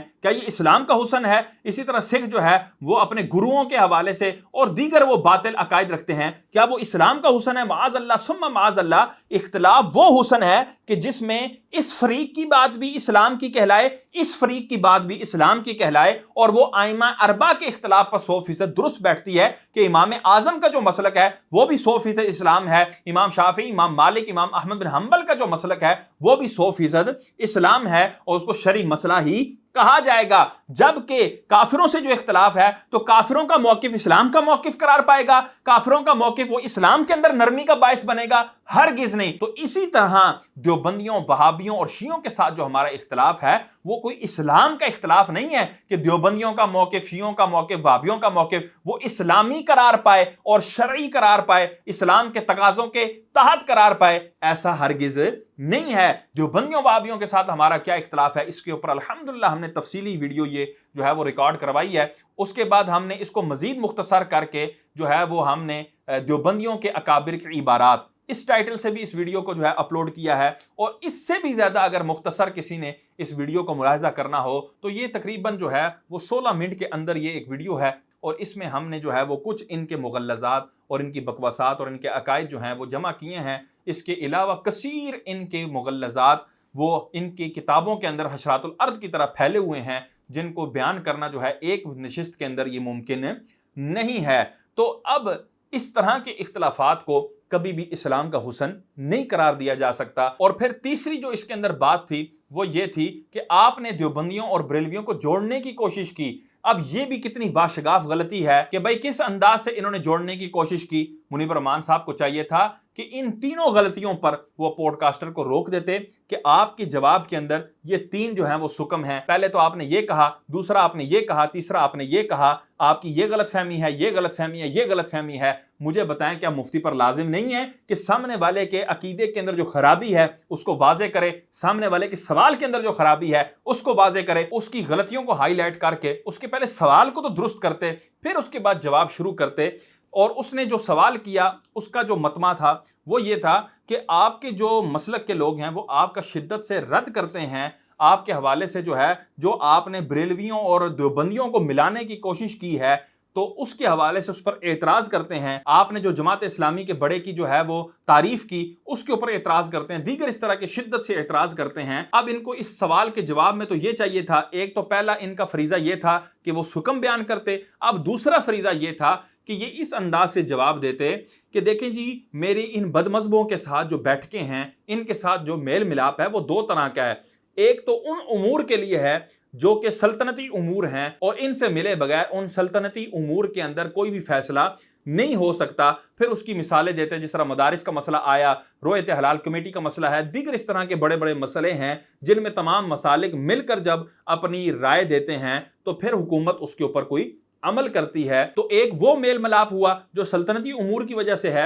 اور اس طرح دوسرا ایک میرا ان کے ساتھ میل ملاپ ہے جو ان کی نجی محافل کے اندر ہے۔ تو یہ جو علماء میرے خلاف شدت اختیار کرتے ہیں وہ بالکل حق بجانب ہیں، کیونکہ میں نے جو ہے وہ جو ان کے ساتھ نجی محافل کے اندر معاملات کیے ہیں محبت اور مربت والے، وہ بالکل میں ان کے اندر مجرم بنتا ہوں اور مجھے ان کے حوالے سے میں توبہ بھی کرتا ہوں۔ اس انداز سے گفتگو کرتے یا یہ کہتے کہ میں اس حوالے سے توبہ رجوع لکھ کر دے چکا ہوں جس کا ذوالفقار شاہ صاحب نے اعلان کیا تھا مظفر شاہ صاحب کے کہنے پر، تو اس چیز کی بھی جسٹیفیکیشن ہو جاتی، اس چیز کی بھی تائید ہو جاتی، لیکن حضرت نے کیا جواب دیا؟ اور یہ اپنے ان اعمال پر کہ جو کہ ان کی نجی ان کے ساتھ جفیاں پپیاں ہیں ان کے اوپر یہ کتنے ایک شرمندہ ہیں، وہ آپ ان کے جواب سے ملاحظہ فرمائیں۔ لیکن میں نے دیکھا آپ پہ اعتراضات آئے کہ آپ دیوبند مکتبہ فکر کے پاس کیوں چلے گئے، ان کے ساتھ آپ نے نشست کیوں کر لیا، ان کے ساتھ آپ نے کھانا کیوں کھا لیا، آپ نے سید منور حسن صاحب کی تعریف کیوں کر دی، یعنی اس پہ آپ کے خلاف کافی شدت سے چیزیں سامنے آئی۔ کوئی مسئلہ نہیں ہے جی، کوئی مسئلہ نہیں ہے، کوئی مسئلہ نہیں ہے۔ تو دیکھیں جواب کے اندر پہلے ہی الفاظ کیا ہیں، کوئی مسئلہ نہیں ہے، یعنی کہ جو میں نے شیعہ کو جید ممتاز عالم دین کہا یہ کوئی مسئلہ نہیں ہے، میں نے جو شیعوں سے ایوارڈ لیے، شیعوں کو جو ہے نا وہ اتنی تعظیم دی، یہ کوئی مسئلہ نہیں ہے۔ اسی طرح میں نے جو اپنی تفہیم المسائل کے اندر دیوبندیوں کی واردات کے حوالے سے یہ کہہ دیا کہ ان کی عبارات میں توہین الوہیت اور رسالت کا ایہام اور تاثر پیدا ہوتا تھا، جس کی وجہ سے اعلیٰ حضرت نے ان کو متنبع کیا اور اس کو بھی واشگاف الفاظ میں دیوبندیوں کی طرف موسوم نہیں کیا دیوبندیوں کا، تو آگے جا کے حضرت نے تذکرہ کیا، یعنی یہ سکم والی عبارت بھی انہوں نے دیوبندیوں کی طرف منسوب کرنا، دیوبندیوں کی کثر شان تصور کی اور اس کو دیوبندیوں کی طرف واشگاف الفاظ میں واضح الفاظ میں جو ہے وہ منسوب نہیں کیا، اور اس عبارت کے اندر کتنا سکم ہے یہ ہر ذی شعور سمجھ سکتا ہے۔ یہ عبارت جو انہوں نے بیان کی اس میں بھی کوئی مسئلہ نہیں تھا، بعد میں انہوں نے اس کو تسامح کہہ کے اس کو جو ہے وہ حذف کر دیا اور دیگر عبارتیں لے آئے، اس میں بھی کوئی مسئلہ نہیں تھا۔ اسی طرح جو ہے وہ تقی عثمانی کے پوتے کو منہ بھر بھر کے دعائیں دی، اس میں بھی کوئی مسئلہ نہیں تھا۔ ان کے ساتھ نجی مجالس کے اندر بیٹھ کے یہ دعائیں کرتے ہیں، ان کو دعائیں دیتے ہیں، ان سے دعائیں لیتے ہیں، ان کے مدارس میں جاتے ہیں، ان کی مساجد کا افتتاح کرتے ہیں اور ان کے ساتھ جو ہے ہنس ہنس کر یہ کلام کرتے ہیں، یہ کوئی مسئلہ نہیں ہے، اس میں کوئی سلطنتی امور نہیں ہوتے، یہ ان کے اپنے امور ہوتے ہیں جن کی بنا پر یہ سارے معاملات کرتے ہیں، لیکن یہ کوئی مسئلہ نہیں ہے۔ تو ہمارے وہ علماء جو اس بات کے قائل ہیں کہ جی حضرت نے توبہ کر لی یا توبہ لکھ کے دے دی ہے یا ہم لگے ہوئے ہیں ان سے توبہ کروانے کے لیے، یہ ان کے منہ پر تماچا ہے کہ بھائی کوئی توبہ شوبہ نہیں ہے، کیونکہ مسئلہ ہی نہیں ہے، مسئلہ ہوگا تو توبہ ہوگی، مسئلہ ہے ہی نہیں تو توبہ کس بات کی؟ کوئی مسئلہ نہیں ہے۔ جی، مسئلہ یہ ہے کہ اگر ہم پاکستان کی تاریخ بھی دیکھیں جی، تو کسی ایک مکتب فکر نے تنہا کوئی بڑا مورچہ سر نہیں کیا۔ آپ دیکھیں کہ تحریک پاکستان میں سب شامل تھے، قیام پاکستان کے بعد جو تحریک ختم نبوت 1953 میں چلی جی، اس میں سب شامل تھے، علماء کے 22 نکات مرتب ہوئے جی، جو ہمارے دستور کا پہلے دیباچہ قرار پائے جی، اور پھر مؤثر حصہ قرار پائے۔ اس کے بعد 1973 کا دستور بنا تو تمام مکاتب فکر کے علماء شامل تھے اور ان کی اجتماعی کاوشیں تھیں کہ ہمارا دستور دنیا کے تمام دساتیر کے مقابلے میں اسلام کے قریب تر ہے۔ پھر 7 ستمبر 1974 کو ارتداد قادیانیت جی، اور انکار ختم نبوت کے کفر ہونے کے بارے میں جی، آئینی ترمیم پاس ہوئی جو سیکنڈ امینڈمنٹ کہلاتی ہے، جی، وہ بھی سب کے اتفاق رائے سے جد و جہد کی۔ پھر ناموس رسالت کو ہمارے نظام آئین و قانون میں تحفظ دیا گیا، تو اس میں سب کی مساعی شامل ہیں۔ اب یہاں پر دیکھیں خلط مبحث کرتے ہوئے اگلے نے تو یہ کہا تھا کہ آپ کی ان کے ساتھ یہ جو نجی جھپیاں پپیاں ہیں ان کے حوالے سے علماء شدت اختیار کر رہے ہیں اور وہ شدت کے ساتھ بیان جاری کر رہے ہیں۔ آپ اس حوالے سے کچھ ارشاد فرمائیں۔ تو ان کو چاہیے تھا کہ اسی انداز سے جس انداز سے میں نے دو چیزوں کی تفریق کی تھی کہ ایک ان کی یہ مجالس ہیں اور ایک ان کی یہ مجالس ہیں، اس طرح بیان کرتے، لیکن انہوں نے اس انداز سے بیان نہیں کیا، اور اب خلط محبس کرتے ہوئے ان مولویوں کی طرح جو ان کے جو ہے وہ دفاع کے لیے آتے ہیں اور وہ یہ کہتے ہیں دیکھیں جی مفتی منیب الرحمان صاحب مدارس کے لیے اگر نہ اٹھتے تو یہ سارے مدارس جو ہے حکومت کے تحت چلے جاتے اور ابھی اوقاف کے تحت ہوتے اور کتنے مسائل ہو جاتے اگر مفتی صاحب جو ہے وہ یہ معاملہ نہ کرتے، وہ معاملہ نہ کرتے۔ ان کے وہ سلطنتی امور والے جو کارنامے ہیں وہ ہمیں گنوا رہے ہوتے ہیں، تو ہم ان کو بھی دست بستہ یہ عرض کرتے ہیں کہ حضرت خلط محبس نہ کریں۔ آپ جو سلطنتی امور ہیں جن کو سیدی و سندی اعلیٰ حضرت علیہ رحمہ نے بھی مستثنا قرار دیا ہے کہ سلطنتی امور جو ہیں وہ مستثنا ہیں، تو بھائی وہ جو آپ کے سلطنتی امور ہیں ان پر کس نے اعتراض کیا؟ ہماری کسی ویڈیو کے اندر بھی آپ ان کی وہ تصاویر، وہ ویڈیوز نہیں دکھا سکتے جن کے اندر یہ اس طرح کے سلطنتی امور میں تقی عثمانی کے ساتھ بیٹھے ہوئے ہیں، اسی طرح فضل الرحمان کے ساتھ بیٹھے ہوئے ہیں، شیعوں کے کسی بڑے کے ساتھ بیٹھے ہیں۔ کبھی بھی آپ وہ تصویر اور ویڈیو نہیں دکھا سکتے۔ ہم نے جتنی بھی ویڈیوز اور تصاویر چلائی ہیں وہ ان کی نجی محافل کی ہیں، وہ ان کی نجی طور پر جفیوں پپیوں کی ہیں، وہ ان کی نجی مروت اور محبت اور مودت کے معاملات ہیں، اس پر ہم نے اعتراض کیا ہے۔ تو یہاں پر منیب الرحمان صاحب کس طرح خلط محبس کرتے ہوئے ان امور کو ذکر کر رہے ہیں جو سلطنتی امور ہیں، اور بھائی وہ ہمارا موضع نزاع نہیں ہے، ہمارا موضع اختلاف نہیں ہے، ہمیں ان پہ اختلاف نہیں ہے۔ ہمیں اختلاف جو ہے وہ آپ کی نجی محافل پہ ہے، اور سامنے جو پوڈ کاسٹر ہے اس نے بھی آپ کی نجی بات کے اوپر گفتگو کی ہے۔ اس نے کہا سید منور کی آپ نے تعریف کی، تو مجھے بتائیں کون سے سلطنتی امر کے تحت آپ نے سید منور کی تعریف کی تھی؟ اس کے حوالے سے جو ہے وہ خوبصورت کلمات ارشاد فرمائے تھے، وہ کون سا سلطنتی امر تھا؟ اگر آپ وہ نہ کرتے سید منور کی تعریف تو سلطنتی امور میں اہل سنت کو بہت بڑا نقصان کا سامنا ہو جاتا، یا بہت بڑا فائدہ جو ہے وہ مفقود ہو جاتا، فوت ہو جاتا۔ تو وہ بتائیں ذرا، اور وہ جو آپ ملتے ہیں ان کے ساتھ کھان پان کرتے ہیں، اس چیز کا بھی پوڈ کاسٹر جو ہے برملا اظہار کر رہا ہے، اس کو بھی آپ نے ڈسکس نہیں کیا۔ آپ نے بیچ میں جو ہے خلط محبس کرنے کے لیے سلطنتی امور کو لا کے رکھ دیا، اور بھائی واضح طور پر سن لیا جائے، ہمارے سنی بولے بالے سنی وہ بھی واضح طور پر سنیں، ہمیں سلطنتی امور پر اختلاف نہیں ہے، ہمیں یہ اختلاف ہے کہ سلطنتی امور کے بعد آپ ان سے جفیاں پپیاں کریں، ان کے ساتھ ہم نوالا ہم پیالہ ہوں، آپ کہیں جو ہے وہ ایئرپورٹ پہ ملیں، وہاں پر ان کے ساتھ جو ہے وہ خوش گپیاں کریں، ان کے ساتھ محو گفتگو ہو جائیں اور اس طرح کے معاملات کریں۔ ہمیں ان چیزوں سے اختلاف ہے تو کسی امر کو اتنا ہی رکھا جائے گا جتنی اس کی ضرورت ہے اور حاجت ہے۔ اگر کسی نے اپنی جان بچانی ہے اور اس کے لیے اس کو سور کھانا پڑتا ہے تو ایسا نہیں ہے کہ پورے کا پورا روسٹ کر کے جو ہے نا اس کو کھا جائے، اس کی کلیجیاں بھون بھون کے کھا رہا ہو، اس کے دل بھی بھون بھون کے کھا رہا ہو، اور مزے لے لے کے اس سے جو ہے نا وہ کوفتے بنا بنا کے کھا رہا ہو۔ اور بھائی زندگی کی رمق واپس لانی ہے تو سور اتنا کھانا جائز ہے جتنے سے زندگی کی رمق واپس آ جائے، کتا اتنا کھانا جائز ہے جتنی سے زندگی کی رمق واپس آ جائے۔ اور بالکل مسئلہ شرعیہ واضح ہے کہ اگر زندگی کی رمق آنے کے بعد اس نے مزید لقمے لیے تو وہ حرام کھانے والا کہلائے گا اور وہ گنہگار ہوگا۔ تو یہاں پر بھی ہم یہی کہتے ہیں کہ جتنی ان کی ضرورت تھی آپ کو اتنی ضرورت تک ہی رہتے تو اچھا تھا، اتنی ضرورت تک ہی آپ محدود رہتے تو بہترین تھا، لیکن آپ ضرورت سے بڑھ کر آگے ان کے ساتھ دوستی اور محبت اور مروت والے معاملات کیے، یہ ہمیں ہرگز قبول نہیں ہے۔ یہ پازیٹیو چیزیں آپ کی بہت زیادہ پازیٹیو چیزیں اور یہ ہمارے سامنے موجود ہے، لیکن پھر یہ یہاں آپ کی مکتب فکر سے یہ آپ پہ اعتراض کیوں اٹھایا جاتا ہے، یا آپ کے اوپر سوالات کیوں اٹھاتے ہیں آپ کے مکتب فکر سے؟ بہت شدت کے ساتھ انہوں نے کیے، میں نے تو کبھی اس طرح کے موضوعات پہ گفتگو بھی نہیں کی، کوئی وجہ ہے؟ اب آگے دیکھیں پوڈ کاسٹر نے فوراً کہا کہ جی ٹھیک ہے یہ آپ کی چیزیں مسلم ہیں، بڑی تحسین کے قابل ہیں یہ جو آپ نے کام کیے، لیکن اس کے باوجود بھی علماء جو بول رہے ہیں، یعنی دوسرے لفظوں میں وہ اس کا کہنے کا مقصود یہ تھا کہ وہ علماء بیوقوف ہیں کیا؟ وہ علماء جو ہے روٹی کو چوچی کہتے ہیں، پانی کو مم کہتے ہیں، ان کو شریعت مطالعہ کی سمجھ نہیں ہے، ان کو جو ہے وہ سدھ بدھ نہیں ہے، ان کو دلائل شرعیہ کا علم نہیں ہے، ان کو حالات حاضرہ کا علم نہیں ہے، تو کیا وہ وجہ ہے جس کی بنا پر وہ آپ پر شدت کر رہے ہیں؟ تو حضرت کا اب جواب سنیں کہ پھر سے جو ہے وہ کس انداز سے گفتگو کر رہے ہیں۔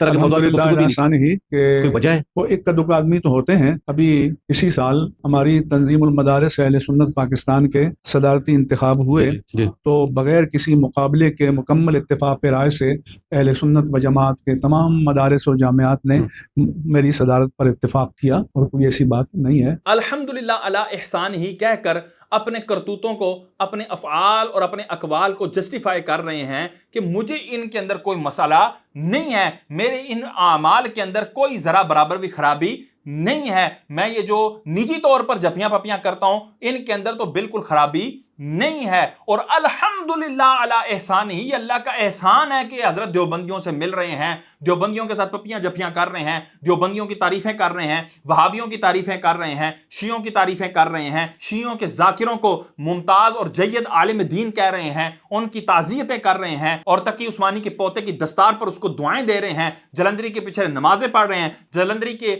मदरसे में जाकर उसका विजिट कर रहे हैं, जलंधरी की जो मस्जिद दरार है उसमें खड़े होकर दुआएं कर रहे हैं, इनको कोई मसला नहीं है और इसके ऊपर अल्हम्दुलिल्लाह अला एहसान ही है। और ये जो उलमा बोल रहे हैं रज़वी उलमा, वो इक्का दुक्का हैं। तो मुझे बताएं जुल्फ़िकार शाह साहब, मुझे बताएं मुज़फ़्फ़र हुसैन शाह साहब, मुझे दीगर उलमा जो दीगर रज़वी उलमा को ये लॉलीपॉप दे रहे हैं कि जी हम लगे हुए हैं तौबा करवाने के लिए, असल में बूढ़े आदमी हैं, आहिस्ता आहिस्ता ही हम इनको इस तरफ लेकर आएंगे, असल में देखें मामला इस तरह देखा जाएगा कि हमें इनकी ज़रूरत भी है तो हमने इनको तौबा करवानी है लेकिन किसी हिकमत अमली के तहत करवाएंगे। और भाई तुम्हारी हिकमत अमली धरी की धरी रह जाएगी और ये बंदा मसलक की बखियां उधेड़ के चला जाएगा और तुम किसी भी मुनाजरे के अंदर, किसी मुबाहिसे के अंदर, किसी मुकालमे के अंदर मुंह दिखाने जोगे नहीं रहोगे। अल्हम्दुलिल्लाह जब बदमज़हब जो है इसका हवाला देते हैं, अभी जो एक बदनामे ज़माना देवबंदी है वो जगह जगह कह रहा है कि देखिए जी अगर हम जो हैं वो बातिल पर हैं तो फिर इनके मुफ्ती आज़म पाकिस्तान जो हैं वो हमारे साथ क्यों खान पान करते हैं, हमारे साथ क्यों मेल मिलाप करते हैं, हमारे बच्चों को क्यों दुआएं देते हैं, हमारे मदारिस का क्यों विजिट करते हैं, हमारी मसाजिद का क्यों इफ्तिताह करते हैं। अगर हम गलत हैं तो फिर मुफ्ती आज़म पाकिस्तान को भी गलत कहो, अगर मुफ्ती आज़म पाकिस्तान सही हैं तो हमें भी सही कहो। तो ये जितने भी हमारे मौलवी मुज़फ़्फ़र हुसैन शाह साहब और जुल्फ़िकार शाह साहब और दीगर जितने भी हैं ये जो मुनीब रहमान के हक में बोल रहे हैं मुफ्ती अकमल समेत, ये क्या इस बंदे का जवाब दे सकते हैं और इस देवबंदी को मुनाजरे के अंदर हरा सकते हैं? अल्हम्दुलिल्लाह ये हम हैं जो इसको बरमला ये कह सकते हैं। मुफ्ती राशिद महमूद रज़वी साहब कह सकते हैं, मैं कह सकता हूं, रज़वी उलमा कह सकते हैं कि मुनीब रहमान के इन अफ़आल से हमारा कोई ताल्लुक नहीं है। और अल्हम्दुलिल्लाह तुम्हारे इस दावे से पहले ही, तुम्हारे इसको दलील बनाने से पहले ही हमने ये रद्द कर दिया था कि इस बंदे की इन आमाल को अहले सुन्नत पर पेश नहीं किया जा सकता, अहले सुन्नत के अगेंस्ट इनको दलाइल के तौर पर पेश नहीं किया जा सकता। लेकिन लम्हा फिक्रिया है उन मौलवियों के लिए, उन मुनाजरीन के लिए, उन उलमा के लिए, उन मुफ्तियान के लिए जो अभी भी इसको अपना बड़ा माई बाप समझते हैं और इस तरह का बाप समझते हैं कि इसके मर जाने के बाद वो अपने आप को यतीम तस्वुर कर रहे हैं। उनके लिए लम्हा फिक्रिया है वो किस तरह अपने मसलक का दिफा करेंगे और किस तरह जो है वो जस्टिफाई करेंगे। और आपको पता है कि तफरुदात तो इंसानी माशरे का हिस्सा हैं, वो हर जगह होते हैं, उससे कोई मुस्तस्ना नहीं है। क्या जमात इस्लामी से कुछ लोग अलग नहीं हुए जो उसके बानियान में से हैं? तो ये तमाम मकातिब के साथ चलता है। तफरुदात हर मसलक में होते हैं, क्या जमात इस्लामी से कुछ अफराद अलग नहीं हुए? यानी कि अहले सुन्नत से हजरत साहब अलग हो गए हैं, मुफ्ती मुशैद साहब अलग हो गए हैं, मुफ्ती राशिद साहब अलग हो गए हैं, गुफरान महमूद सियालवी साहब अलग हो गए हैं, दीगर जो है शाह अब्दुल हक कादरी साहब अलग हो गए हैं, दीगर उलमाए किराम ये अलग हो गए हैं, ये अलग से अपने मामलात कर रहे हैं, ये इनके तफरुदात हैं, ये इनका अपना जो है इनफरादी मौक़िफ़ हो सकता है, बाकी सारे मेरी क़ियादत पर मुत्तफ़िक हैं। अल्हम्दुलिल्लाह अला एहसान ही, कोई मसला नहीं है, किसी तरह की कोई भी जो गड़बड़ नहीं है। एक हकीकत मौजूद है, इस फासले को कम करना मुमकिन है या ये सिर्फ हम ज़बानी बातें ही कर सकते हैं और ख्वाहिश, अच्छी ख्वाहिश का इज़हार कर सकते हैं? इसने कहा देवबंदियों और बरेलवियों के दरमियान जो एक फासला है, इस फासले को कम किया जा सकता है, इस शिद्दत को कम किया जा सकता है। तो इसके अंदर जवाब जो शरई तकाज़ों के मुताबिक था और हिकमत अमली के ऐन मुताबिक था, वो जवाब ये होना चाहिए था कि देखें जिसके साथ हमारा ईमान और कुफ्र का इख्तिलाफ है उसके अंदर तो ये फासले कम इस तरह नहीं किए जा सकते कि हम उनके कुफ्र को तस्लीम कर लें और इस एतबार से हम फासले कम कर लें। दर हकीकत ये फासले कम करना नहीं बल्कि अहले हक को भी बातिल की आग में झोंकने के मुतरादिफ है। तो इस तरह तो नहीं हो सकता। हाँ, जो ईमान और कुफ्र के इख्तिलाफ नहीं हैं ان کے اندر جو ہے وہ بیٹھ کر ایک لائے عمل تیار کیا جا سکتا ہے اور اس کے اوپر جو ہے وہ گفت و شنید ہو سکتی ہے، دلائل کے ساتھ بات ہو سکتی ہے۔ دلائل کے ساتھ بات ہم ایمان و کفر پر بھی کریں گے، وہاں پر بھی ہم گالم گلوچ نہیں کریں گے۔ سیدی و سندی اعلیٰ حضرت امام احمد رضا خان فاضل بریلی رحمۃ اللہ تعالیٰ علیہ نے فتاوی رضویہ شریف کے اندر جو دلائل کے ساتھ ان بدمزموں کا منہ توڑا ہے تو کوئی گالیاں تو نہیں دی، اعلیٰ حضرت نے دلائل دی ہیں، دلائل قاہرہ کے ساتھ ان لوگوں کا جو ہے وہ تانتا بند کیا ہے، ان کے چور دروازوں کو بند کیا ہے۔ تو یہاں پر ان کو اس انداز سے جواب دینا چاہیے تھا، لیکن منیب رحمان صاحب نے یہاں پر بھی جلیبی کی طرح سیدھا جواب دیا، اور وہ کیا جواب تھا وہ ذرا سنیں۔ میرا نظریہ یہ ہے کہ احسن طریقہ یہ ہے کہ خلافیات مسالک کو طاقت کے بل پر حل کرنے کے بجائے دلیل و استدلال سے بات ہونی چاہیے، اور اپنا موقف دلائل کے ساتھ پیش کیا جائے، دوسرے کے موقف کو سنا جائے، اور پھر جو انصاف پسند ذہن ہے وہ فیصلہ کر لیں گے کہ راجح حق جو ہے وہ کس کی جانب ہے، اور یہ چلتا رہتا ہے۔ مثلا ہمارے اہل سنت و جماعت کے عالمی سطح پر 4 فقہی مکاتب ہیں، حنفیہ، مالکیہ، شافعیہ اور حنبلیہ۔ تو اس میں ہم کہتے ہیں کہ ہمارے امام کا جو اجتہاد ہے 99% درست ہے، لیکن 1% امکان یہ بھی ہے کہ دوسرے کا درست ہو، کیونکہ اگر ہم 100% قطعیت کے ساتھ قرار دے دیں تو یہ اسٹیٹس صرف شارع علیہ السلام کا ہے، تو دلائل پر بات ہوتی ہے۔ آپ کا نظریہ کیا ہے بھائی؟ آپ بیان کریں کہ سیدی و سندی اعلیٰ حضرت امام احمد رضا خان فاضل بریلی رحمۃ اللہ تعالیٰ علیہ نے الحمدللہ ثم الحمدللہ الحمدللہ علی احسان ہی دلائل کی بیس پر جو ہے اس حق و باطل کو ممتاز کیا ہے، بالکل ان کے درمیان دودھ کا دودھ اور پانی کا پانی کر دیا ہے، دلائل کی بیس پر ہی کیا ہے۔ کون سا جو ہے یہاں پر جو ہے وہ طاقت کی بیس پر یہ سارے معاملات کیے گئے؟ تو یہ ان کا کہنا کس انداز سے جو ہے وہ اہل سنت کو مشکوک بنانے والی بات ہے، سیدی و سندی اعلیٰ حضرت کے علم کو، ان کے افکار کو مشکوک بنانے والی بات ہے۔ وہ سامنے والے جو یہی کہتے ہیں کہ جی انہوں نے جو ہے طوفانی فتوے دیے ہیں معاذ اللہ، اور علم سے ہٹ کر فتوے دیے ہیں، تو یہ کس طرح اپنی بات سے جو ہے وہ دیوبندیوں کے ان دعووں کو سچا ثابت کرنے کی کوشش کر رہے ہیں، لیکن ہم ایسا ہونے نہیں دیں گے۔ تو بھائی ہم علمی دلائل کے ساتھ یہ الحمدللہ حق و باطل کے درمیان فرق کرتے ہیں۔ اب آگے سنیں کیا کہتے ہیں۔ پھر جو انصاف پسند ذہن ہے وہ فیصلہ کر لیں گے کہ راجح حق جو ہے وہ کس کی جانب ہے، اور یہ چلتا رہتا ہے۔ یعنی راجح مرجوح کا مسئلہ ہے کہ بھئی یہ موقف زیادہ اچھا ہے یا یہ موقف اچھا ہے، یہ موقف اس موقف کے مقابلے میں زیادہ اچھا ہے، یہ معاملات ہیں۔ یعنی کہ معاذ اللہ ثم معاذ اللہ، ایک بندہ اللہ کو جھوٹا کہہ رہا ہے، ایک بندہ کہتا ہے کہ اللہ تعالیٰ کے کلام میں جھوٹ کا شائبہ بھی نہیں ہے، ایک یہ موقف ہے۔ تو اب اس میں راجح کون سا ہے، مرجوح کون سا ہے، یہ آپس میں بیٹھ کے دلائل دینے ہیں۔ اس کے بعد جو ہے جو رسول اللہ صلی اللہ علیہ وسلم کے علم کو چوپایوں کے ساتھ ملا رہا ہے، پاگلوں کے ساتھ، بچوں کے علم کے ساتھ ملا رہا ہے، تو ایک یہ والا عقیدہ ہے، اور ایک یہ عقیدہ ہے کہ حضور عالم الخلق تھے، حضور سے بڑا کوئی عالم نہیں ہے، نہ اولین میں ہوا نہ آخرین میں کوئی ہوگا، تو سب سے بڑے عالم جو ہیں حضور سرور کونین صلی اللہ تعالی علیہ وسلم تھے۔ اب اس میں راجح کون سا ہے، مرجوح کون سا ہے، آپس میں علمی دلائل دے دیے جائیں۔ اسی طرح جس نے یہ کہا ہے کہ حضور کا خیال آ جائے، اس سے بہتر ہے کہ بیوی کے ساتھ مجامعت کا خیال آ جائے، اس سے بہتر ہے کہ گدھے کا خیال آ جائے، اور حضور کا خیال جو ہے وہ گدھے کے خیال سے بدتر ہے، معاذ اللہ ثم معاذ اللہ۔ اور ایک یہ کہتا ہے کہ حضور کی سنت پر عمل کیے بغیر تو نماز مکمل نہیں ہو سکتی، حضور سرور کونین صلی اللہ علیہ وسلم کی ہر طرح کی ادا کو ادا کیا جائے گا تو وہ نماز جو ہے وہ مقبول ہوگی۔ اب ان دونوں میں سے کون راجح ہے کون مرجوح ہے، اس کو جو ہے وہ دلائل کے ساتھ آپس میں جو ہے وہ حل کیا جائے، طاقت نہ لگائی جائے وہاں پر۔ اسی طرح ایک بندہ کہتا ہے کہ اگر حضور کے بعد کوئی نیا نبی آ جائے تو حضور کی خاتمیت میں کوئی فرق نہیں آئے گا، اور حضور کو خاتم النبیین بمانا آخری نبی ماننا کہ حضور آخری نبی ہیں، سب سے آخر میں تشریف لائے ہیں، اب کوئی نیا نبی نہیں آئے گا، یہ عوام کا خیال ہے، اور اہل فام پر روشن ہے کہ تقدم زمانی اور تاخر زمانی میں بالذات کوئی فضیلت نہیں ہے۔ یہ ایک موقف ہے، اور دوسرا موقف یہ ہے کہ حضور خاتم النبیین ہیں، حضور کے بعد کوئی نبی نہیں آئے گا۔ کوئی بھی شخص اگر نیا نبوت کا دعوے دار ہوتا ہے وہ کافر و مرتد ہوگا، اس کا اسلام کے ساتھ کوئی تعلق نہیں ہے۔ اب یہ دو موقف ہیں، اب کس کا موقف راجح ہے کس کا مرجوح ہے، آپس میں دلائل کی بنا پر جو ہے وہ طے کیا جائے گا۔ اسی طرح دیگر جو ان کے گندے عقائد ہیں وہ ایک موقف ہے، دوسرا جو اہل سنت کا سنیوں کا موقف جو 1400 سال سے اہل حق کا موقف ہے وہ ایک طرف ہے، تو راج مرجو ان میں سے کون ہے یہ جو ہے وہ دیکھا جائے گا۔ لا حول ولا قوت الا باللہ العلی العظیم۔ کس طرح دودھ اور پیشاب کو مکس کرنے کی باتیں کی جا رہی ہیں، کس طرح حق اور باطل کو آپس میں جو ہے وہ ملانے کی باتیں کی جا رہی ہیں، اور کتنا جو ہے وہ سطحی کلام کر رہے ہیں مفتی صاحب۔ اگر یہ ساری باتیں یہاں سے لازم نہیں آ رہی تو دلائل سے واضح کیا جائے۔ راج حق جو ہے وہ کس کی جانب ہے، اور یہ چلتا رہتا ہے۔ مثلا ہمارے اہل سنت و جماعت کے عالمی سطح پر 4 فقہی مکاتب ہیں، حنفیہ، مالکیہ، شافعیہ اور حنبلیہ۔ تو اس میں ہم کہتے ہیں کہ ہمارے امام کا جو اجتہاد ہے 99% درست ہے، لیکن 1% امکان یہ بھی ہے کہ دوسرے کا درست ہو، کیونکہ اگر ہم 100% قطعیت کے ساتھ قرار دے دیں تو یہ اسٹیٹس صرف شارع علیہ الصلوۃ والسلام کا ہے۔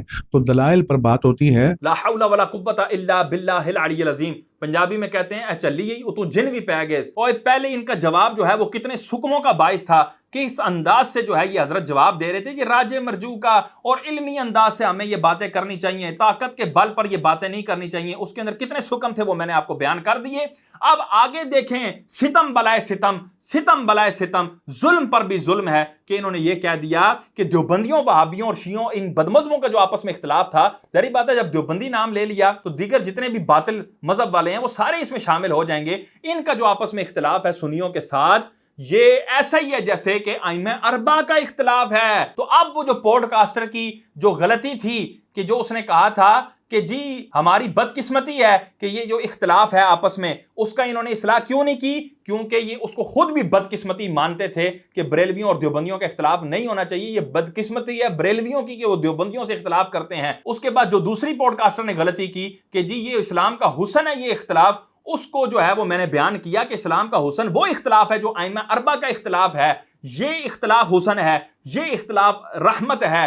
وہ اختلاف جو ایمان و کفر کا ہے وہ اسلام کا حسن نہیں ہے، اس کو اسلام کا حسن شمار نہیں کیا جاتا۔ تو اس بات کے اوپر یہ اس کی سرزنش کیا کرتے؟ یہ تو خود اس بات کے قائل ہیں کہ یہ جو دیوبندیوں وہابیوں کے ساتھ ہمارا اختلاف ہے یہ اسلام و کفر کا اختلاف نہیں، بلکہ یہ ایسا ہی ہے جیسے ائمہ اربعہ کا اختلاف ہے۔ اور اس کے بعد پھر ستم بلائے ستم کہتے ہیں، جس طرح ہم اپنے امام کو 99% حق پر مانتے ہیں اور 1% یہ گنجائش رکھتے ہیں کہ سامنے والے امام جو ہیں وہ حق پر ہوں گے، یہاں تک تو بات درست تھی، لیکن جس کانٹیکس میں یہ بات لائی گئی وہ بڑی خطرناک بنتی ہے، اور وہ یہ بنتی ہے کہ اہل سنت سنی بریلوی جو ہیں وہ 99% حق پر ہیں، 1% گنجائش ہے کہ دیوبندی ٹھیک ہو، وہابی ٹھیک ہو، شیعہ ٹھیک ہو، سنی جو ہیں اس معاملے میں کہ حضور عالم الخلق ہیں 99% ٹھیک ہیں، اور 1% ہو سکتا ہے کہ دیوبندی ٹھیک ہو کہ نہیں جی شیطان کا علم زیادہ ہے، نہیں جی چوپائے جو ہیں ان کا علم حضور کے برابر ہے، پاگلوں کا علم حضور کے برابر ہے،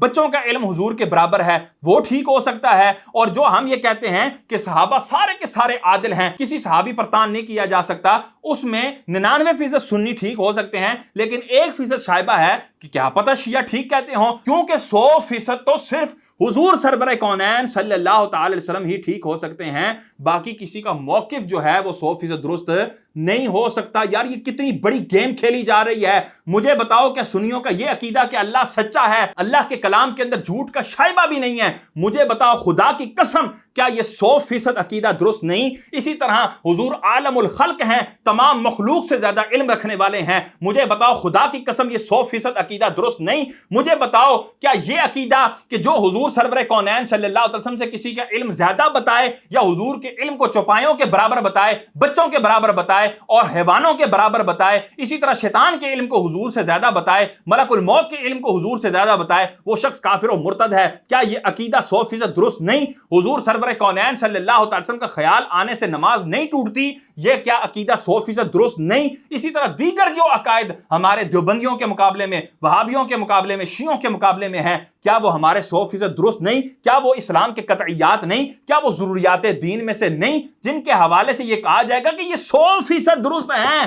اگر یہ بات کی جائے کہ 99% ان کے اندر درستی کا پہلو ہے، 1% ہو سکتا ہے کہ سامنے والا ٹھیک ہو، تو پھر کہو نا کہ ختم نبوت کے معاملے میں اہل سنت کا، مسلمانوں کا جو یہ عقیدہ ہے کہ حضور سب سے آخری نبی ہیں، حضور کے بعد کوئی نبی نہیں آئے گا، اس میں ہم 99% درست ہیں، کیا پتہ 1% جو ہیں وہ قادیانی درست ہوں کہ وہ ہمارا کانا جو ہے وہ نبی معاذ اللہ ثم معاذ اللہ. اور پھر کہو نا کہ ہم اللہ کو کہتے ہیں کہ اللہ ایک ہے, اللہ وحدہ لا شریک ہے, حضور اللہ کا کوئی شریک نہیں. اس میں ہم 99% درست ہیں. کیا پتہ ہندو جو ہیں وہ کرشن کو اور دیگر بھگوانوں کو جو اللہ کا شریک بناتے ہیں 1% ان کی درستی کا بھی احتمال ہے. تو پھر کہو نا کہ سکھ بھی 1% درست ہیں, کہو نا عیسائی یہودی بھی 1% درست ہیں کہ ہماری جو ہے شریعت منسوخ نہیں ہوئی, ہمیں محمد عربی کی اتباع کی ضرورت نہیں ہے. ہم یہ کہتے ہیں کہ محمد عربی کی اتباع کے علاوہ چارہ نہیں, ہم اس میں 99% درست ہیں, 1% وہ مد مقابل بھی درست ہو سکتے ہیں. اگر تم واہ کہو کہ نہ ہم اس میں 100% درست ہیں, تو ہم اپنے اہل سنت کے عقائد میں بھی جو ہمارے دیوبندیوں کے مقابلے میں, وہابیوں کے مقابلے میں, شیعوں کے مقابلے میں ہیں, اس میں بھی ہم 100% درست ہیں. کوئی 99% والا یہ پہلو نہیں ہے. یہ صرف اور صرف شیطانیت ہے جس کو پھیلایا جا رہا ہے, اور یہ فروعی مسائل کے اندر اور جو اسلام کے اندر حسن ہے اختلاف, اس کے اندر یہ بات کی جا سکتی ہے. یہ کفر و ایمان والے اختلاف میں بات نہیں کی جا سکتی. تو مجھے بتاؤ سنیو, یہ کتنا بڑا جرم ہے جس کا ارتکاب یہ تمہارا مفتی اعظم پاکستان کر رہا ہے. اب کسی میں غیرت ہے کہ وہ بولے کہ یہ کس انداز سے جرم کیا جا رہا ہے؟ اور ہمارے ائمہ کی اگر آپ سیرت پڑھیں تو بہت سے مسائل میں پہلے ان کو راجے نظر آیا تو ایک قول اختیار کیا, اس سے دوسرا قول راجے نظر آیا تو پہلے کو چھوڑ دیا, تیسرا ارجح نظر آیا تو اس کو اختیار کر لیا. تو یہ ان کے کھلے ذہن کی علامت تھی کہ ریجڈنیس نہیں تھی, جمود نہیں تھا, دلائل کی روشنی میں اپنے موقف پیش بھی کرتے تھے, اختیار بھی کرتے. جمود نہیں تھا جی. اگر ایک امام کو ایک راجے بات نظر آئی اس کے اوپر عمل کر لیا, پہلے والے کو چھوڑ دیا, دوسری بات نظر آئی اس کی طرف چلے گئے, پہلے کو چھوڑ دیا. یعنی سنیوں کو بھی چاہیے کہ اپنے وہ جمود کو توڑیں. وہ جو حضور سرور کونین صلی اللہ علیہ وسلم کے عالم الخلق ہونے والے مسئلے کے اوپر جم کے بیٹھے ہوئے ہیں, اور حضور کے خاتم النبیین ہونے کے حوالے سے وہ جو جم کے بیٹھے ہوئے ہیں, اسی طرح حضور سرور کونین صلی اللہ علیہ وسلم کے حوالے سے دیگر عقائد میں اللہ تبارک و تعالیٰ کے حوالے سے جو عقائد پہ وہ جم کے بیٹھے ہیں, ان کو اپنا جمود توڑنا چاہیے. ان کو چاہیے کہ وہ دیکھیں کیا پتہ دیوبندی ٹھیک ہو, کیا پتہ شیعہ ٹھیک ہو, کیا پتہ وہابی ٹھیک ہوں. اور یہ جو ٹکے ٹکے کے محققین نظر آ رہے ہیں, کیا وہ اس سے دلیلیں نہیں پکڑیں گے کہ حضرت صاحب نے فرمایا تھا کہ دیکھیں جی 99% ہم ٹھیک ہو سکتے ہیں, 1% تو یہ بھی ٹھیک ہو سکتا ہے. جس طرح کہ میں نے ایک بندے کا رد کیا تھا جو ایکٹر ہے, اس نے پردے کے حوالے سے گفتگو کی تھی. اس میں اس نے ایک گفتگو کی تھی کہ جی جو دہریے ہیں, کیا پتہ دیکھیں میں جو 100% ہے میں اس کے اوپر ایمان نہیں رکھتا کہ جی میں 100% ہی اللہ تعالیٰ کو ایک ماننے میں, اللہ کے وجود کو ماننے میں میں 100% ہی درست ہوں, میں 99% درست ہوں, 1% کیا پتہ سامنے والے کی رائے درست ہو. معاذ اللہ ثم معاذ اللہ. دیکھیں میں ہمیشہ کہتا ہوں کہ سنسیریٹی یہ ڈیمانڈ کرتی ہے کہ ہمیشہ کہیں کہ یار غالب گمان میرا یہ ہے کہ یہ باتیں ٹھیک ہیں. 99% میں شور ہوں کہ یہ باتیں ٹھیک ہیں, 1% ہمیشہ مارجن رکھنا چاہیے کہ میں غلط بھی ہو سکتا ہوں. مطلب میں کوئی عقل کل تو نہیں ہوں, یا میں نے کوئی خود جا کے اللہ میاں سے بات تو نہیں کی کہ ہاں واقعی آپ ایگزسٹ کرتے ہیں, یہ باتیں ٹھیک ہیں. اچھا وہ 1% آپ کا بلیف سسٹم آتا ہے پھر کہ ایمان ہے ہمارا, دیکھیں آنکھیں بند کرنی نہیں, میرا ایمان 99% پہ ٹھیک ہے, وہ 1% تو گنجائش ہے کہ میں غلط بھی ہو سکتا ہوں. تو کہیں 1% پہ یہ ہوتا ہے کہ یار کوسچن مارک آ سکتا ہے.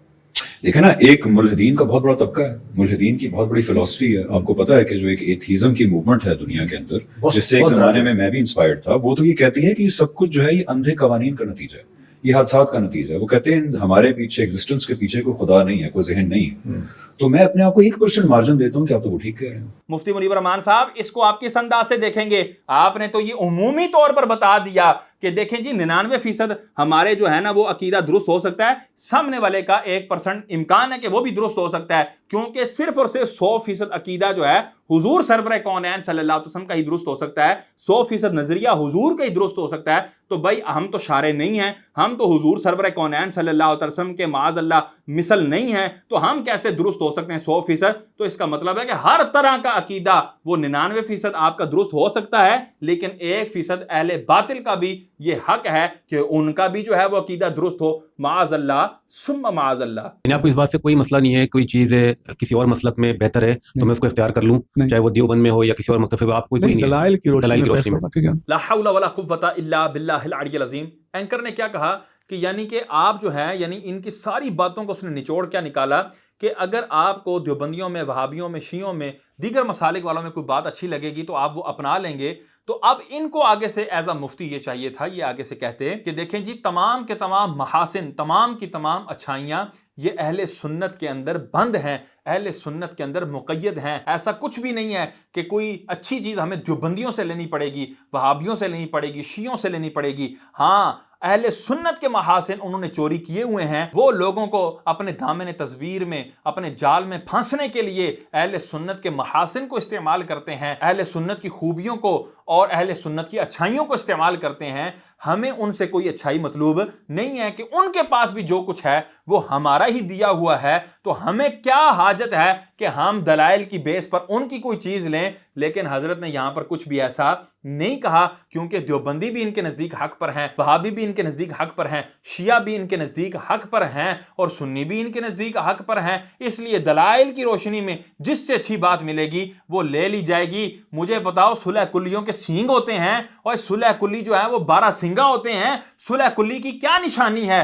صلح کلی کی کون سی علامات ہیں جو حضرت میں نہیں پائی جا رہی؟ اور یہ وہی باتیں ہیں جو ہمارے جو ہیں وہ جاہل نوجوان جو ہیں وہ کرتے پھرتے ہیں کہ جی دیکھیں ہمیں جہاں سے اچھی بات ملے گی وہاں سے ہم لے لیں گے، اور دلائل کا ان کے پاس نام و نشان نہیں ہوتا۔ اور یہاں پر ان کو علمی طور پر وہ جواب دینا چاہیے تھا جو میں نے پہلے عرض کیا، لیکن انہوں نے وہ جواب نہیں دیا اور اپنا صلح کلی ہونا ببانگ دہل واضح کر دیا۔ آپ نے ذکر کیا امام احمد رضا، ان کی شخصیت کے بارے میں آپ کیا کہیں گے؟ فقہ حنفی پر امام احمد رضا قادری رحمہ اللہ تعالیٰ کا ایک فرد کا جتنا فقہی سرمایہ ہے، ان کا فتاوی رضویہ جس کا اصل نام تھا العطایہ النبویہ فی الفتاوی الرضویہ، وہ 33 مجلدات پر مشتمل ہے، اور فقہ میں ایک ان کا انتہائی مسلمہ اور مستند مقام ہے۔ باقی لوگوں کے بھی فتاوی موجود ہیں، مختلف مسالک کے موجود ہیں، تو اس لیے ان کی پہچان یہ ہوئی کہ انہوں نے محبت رسول کا درس کیا اور ناموس الوہیت جل وعلا، ناموس رسالت مآب صلی اللہ علیہ وآلہ وسلم اور ناموس مقدسات دین کے لیے وہ ایک شمشیر برہ یا برہنہ تلوار تھے، اپنے موقع پر دلائل سے بات کرتے تھے۔ تو مجھے بتائیں حضرت، اس دور میں شان الوہیت پر کس نے حملہ کیا تھا؟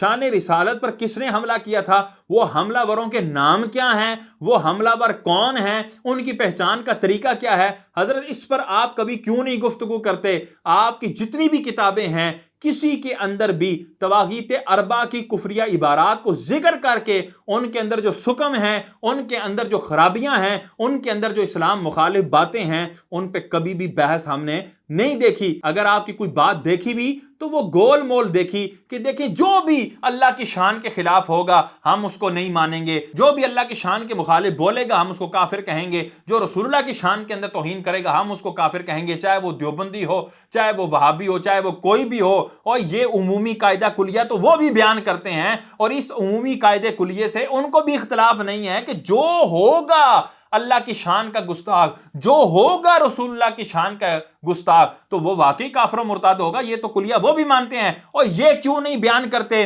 کہ ان کے جو طواغیت تھے، اشرف علی تھانوی، قاسم نانوتوی، رشید احمد گنگوئی، خلیل احمد امبیٹوی، جن کے لیے اعلیٰ حضرت ننگی تلوار بنے، اور انہوں نے اپنے فتوے کا نام بھی حسام الحرمین رکھا، حرمین کی تلوار، تو وہ ان لوگوں کے مقابلے میں ننگی تلوار تھے۔ اور ان لوگوں نے شان الوہیت پر حملہ اس اعتبار سے کیا کہ انہوں نے اللہ تعالیٰ کو جھوٹ بولنے والا لکھ دیا، جھوٹ کا صدور اس سے ممکن ہے یہ لکھ دیا، اور یہ باتیں کی کہ اللہ تعالیٰ بھی مکر کرتا ہے، اللہ بھی فریب کرتا ہے، اور اللہ کیا ہی مکر کرنے والا ہے، معاذ اللہ ثم معاذ اللہ۔ اس طرح کی شان الوہیت سے گری ہوئی باتیں ان لوگوں نے لکھی اور ان لوگوں نے چھاپی۔ اسی طرح شان رسالت کے خلاف انہوں نے باتیں لکھی اور چھاپی، جس کی وجہ سے اعلیٰ حضرت نے ننگی تلوار ہو کر دلائل قاہرہ باہرہ کے ذریعے ان لوگوں کا رد کیا، ان کا ابطال کیا، اور حق کو روز روشن کی طرح واضح کیا۔ اور کتنی دوگلی باتیں کر رہے ہو خدا کے بندے، کتنی خلط مبحث والی باتیں کر رہے ہیں آپ، ان تمام چیزوں کو واضح کیوں نہیں کرتے؟ آپ کی میں نے کہیں ویڈیو دیکھی، آپ نے کہیں خطاب کیا ہوگا کہ امام احمد رضا کے رحمۃ اللہ علیہ کے کام یا ان کی شخصیت یا کو اپنانا ہے تو یہ 10% نہیں، 20% نہیں، 30% نہیں، 50% نہیں، 100% اپنانا پڑے گا۔ یہ کہنے کی ضرورت کیوں پیش آئی؟ اب دیکھیں جی، پوڈ کاسٹر نے یہ سوال کیا کہ جی آپ کا بیان سنا ہے، اور اس نے بیان کہاں سے سنا ہوگا؟ یہ سارے کے سارے جتنے سوالات کر رہا ہے یقیناً اس نے میری ویڈیوز ہی دیکھی ہوں گی۔ چلو جہاں سے بھی اس نے سوال کیے، مقصود تو ہمارا ہی حل ہو رہا ہے، اور ہمارا جو مقصود تھا کہ ہم یہ بتائیں لوگوں کو کہ یہ بندہ اپنا نہیں ہے۔ ہے, یہ بندہ اہل سنت کا مخلص نہیں ہے, یہ اپنے عقیدوں کے اوپر اہل سنت کے عقیدوں کے اوپر پختہ نہیں ہے. الحمدللہ وہی مقصد ہمارا حل ہو گیا. اب یہاں پر اس نے کیا کہا کہ جی آپ نے یہ بیان دیا تھا کہ جی ہمیں اعلیٰ حضرت 100% مطلوب ہیں, کسی کو 10% ہوتے ہیں, کسی کو 20%, کسی کو 30%, ہمیں 100% مطلوب ہیں. تو یہ بیان دینے کی ضرورت کیوں پیش آئی؟ یہاں پہ تو جواب یہ ہونا چاہیے تھا نا کہ جی بالکل اس کی ضرورت بالکل واضح ہے, اظہر من الشمس ہے کہ جو سیدی اعلیٰ حضرت کا نہیں وہ ہمارا نہیں. یہاں پر تو اب بریلوی کے لانے کا مسئلہ نہیں تھا نا, یہاں پہ بریلویت کا مسئلہ تو نہیں تھا. اب یہاں پر تو کوئی اس طرح کی ٹرمز اور کنڈیشنز کا مسئلہ نہیں تھا, یہاں پر تو اس فکر کا مسئلہ تھا, اس عقیدے کا مسئلہ تھا جس عقیدے کو اعلیٰ حضرت نے واضح کیا, اور وہ 1400 سال سے مسلمانوں کا عقیدہ ہے. تو اب یہاں پر ان کو کہہ دینا چاہیے تھا کہ جی ہمیں اعلیٰ حضرت عقائد کے معاملے میں 100% مطلوب ہیں کہ جو عقیدے انہوں نے بیان کیے وہ 100% قرآن و حدیث کے مطابق ہیں, ان کے اندر ذرا برابر بھی شک و شبہ نہیں ہے. ہاں فقہی معاملات کے اندر ان کے دور کے تقاضے اور تھے, ان کے دور کے معاملات اور تھے, اور جو دور بدلتا جاتا ہے اسباب ستہ کے تحت تبدیلیاں آتی ہیں, اور شریعت ہی یہ گنجائش رکھتی ہے کہ اس دور کے حساب سے وہ فتویٰ تھا, اب اس دور کے حساب سے یہ فتویٰ ہے. تو اس طرح بات کرتے اور یہ کہتے 100% عقائد کے اندر ہمیں ان سے کوئی اختلاف نہیں ہے, ہم انہی کے منہج پر ہیں, انہی کے عقیدے پر ہیں اعلیٰ حضرت کے. لیکن حضرت نے آگے سے کیا کہا, کہیں کوئی ضرورت نہیں پیش آئی, کہیں کوئی ضرورت نہیں پیش آئی کہ جی کوئی ضرورت پیش نہیں آئی, یعنی کوئی ایسی ضرورت نہیں تھی خاص, بس ویسے ہی میں نے بات کر دی تھی. اور آگے آپ اس کی تفصیل کیا کریں گے, ذرا وہ سماعت فرمائیں. ہم اپناتے ہیں کیونکہ ان کے مسائل فقہ حنفی کے مطابق ہیں. ہاں جی, ہم اپناتے ہیں کہ ان کے مسائل جو ہیں وہ فقہ حنفی کے مطابق ہیں, یعنی جو اعلیٰ حضرت ہمیں مطلوب ہیں وہ فقہ حنفی کے اعتبار سے مطلوب ہیں. لا حول ولا قوت الا باللہ العلی العظیم. بھائی اعلیٰ حضرت سے فقہ حنفی کے اندر مسائل کے اندر اختلاف ممکن ہے, کیونکہ ان کے دور کے فتاوی اور تھے, اس دور کا تقاضا اور تھا, اور اب بعد کے دور کا تقاضا اور ہے. تو یہ ایک ظاہری اختلاف ہو سکتا ہے, اور اس میں وہ اپنی جگہ اپنے دور کے حساب سے درست تھے, اور آج ہم جو فتویٰ دے رہے ہیں ہم اس میں اپنے دور کے اعتبار سے درست ہیں. لیکن جو چیز 100% مطلوب تھی اس کی طرف تو آپ آئے نہیں, اور وہ تھے عقائد اہل سنت, وہ ایسے عقائد کہ جن کے اندر ایمان و کفر کا مسئلہ ہے, اور وہ سیدی اعلیٰ حضرت نے بیان کیے. تو کیا اس میں آپ کو اعلیٰ حضرت 100% مطلوب نہیں؟ یہ بھی اس بندے کا واضح واشگاف اعلان ہے کہ اعلیٰ حضرت نے جو عقائد بیان کیے ہیں وہ اپنی جگہ, ہم فقہ حنفی کے اعتبار سے جو ہے وہ اعلیٰ حضرت کو 100% مطلوب مانتے ہیں, عقائد کے اعتبار سے ہم اعلیٰ حضرت سے 100% متفق نہیں ہیں. بھائی اتنا واشگاف بیان آ جانے کے بعد اب بھی کوئی ان کو صلح کلی نہ کہے, اور ان کو دیوبندیوں کے حوالے سے, وہابیوں کے اور شیعوں کے حوالے سے,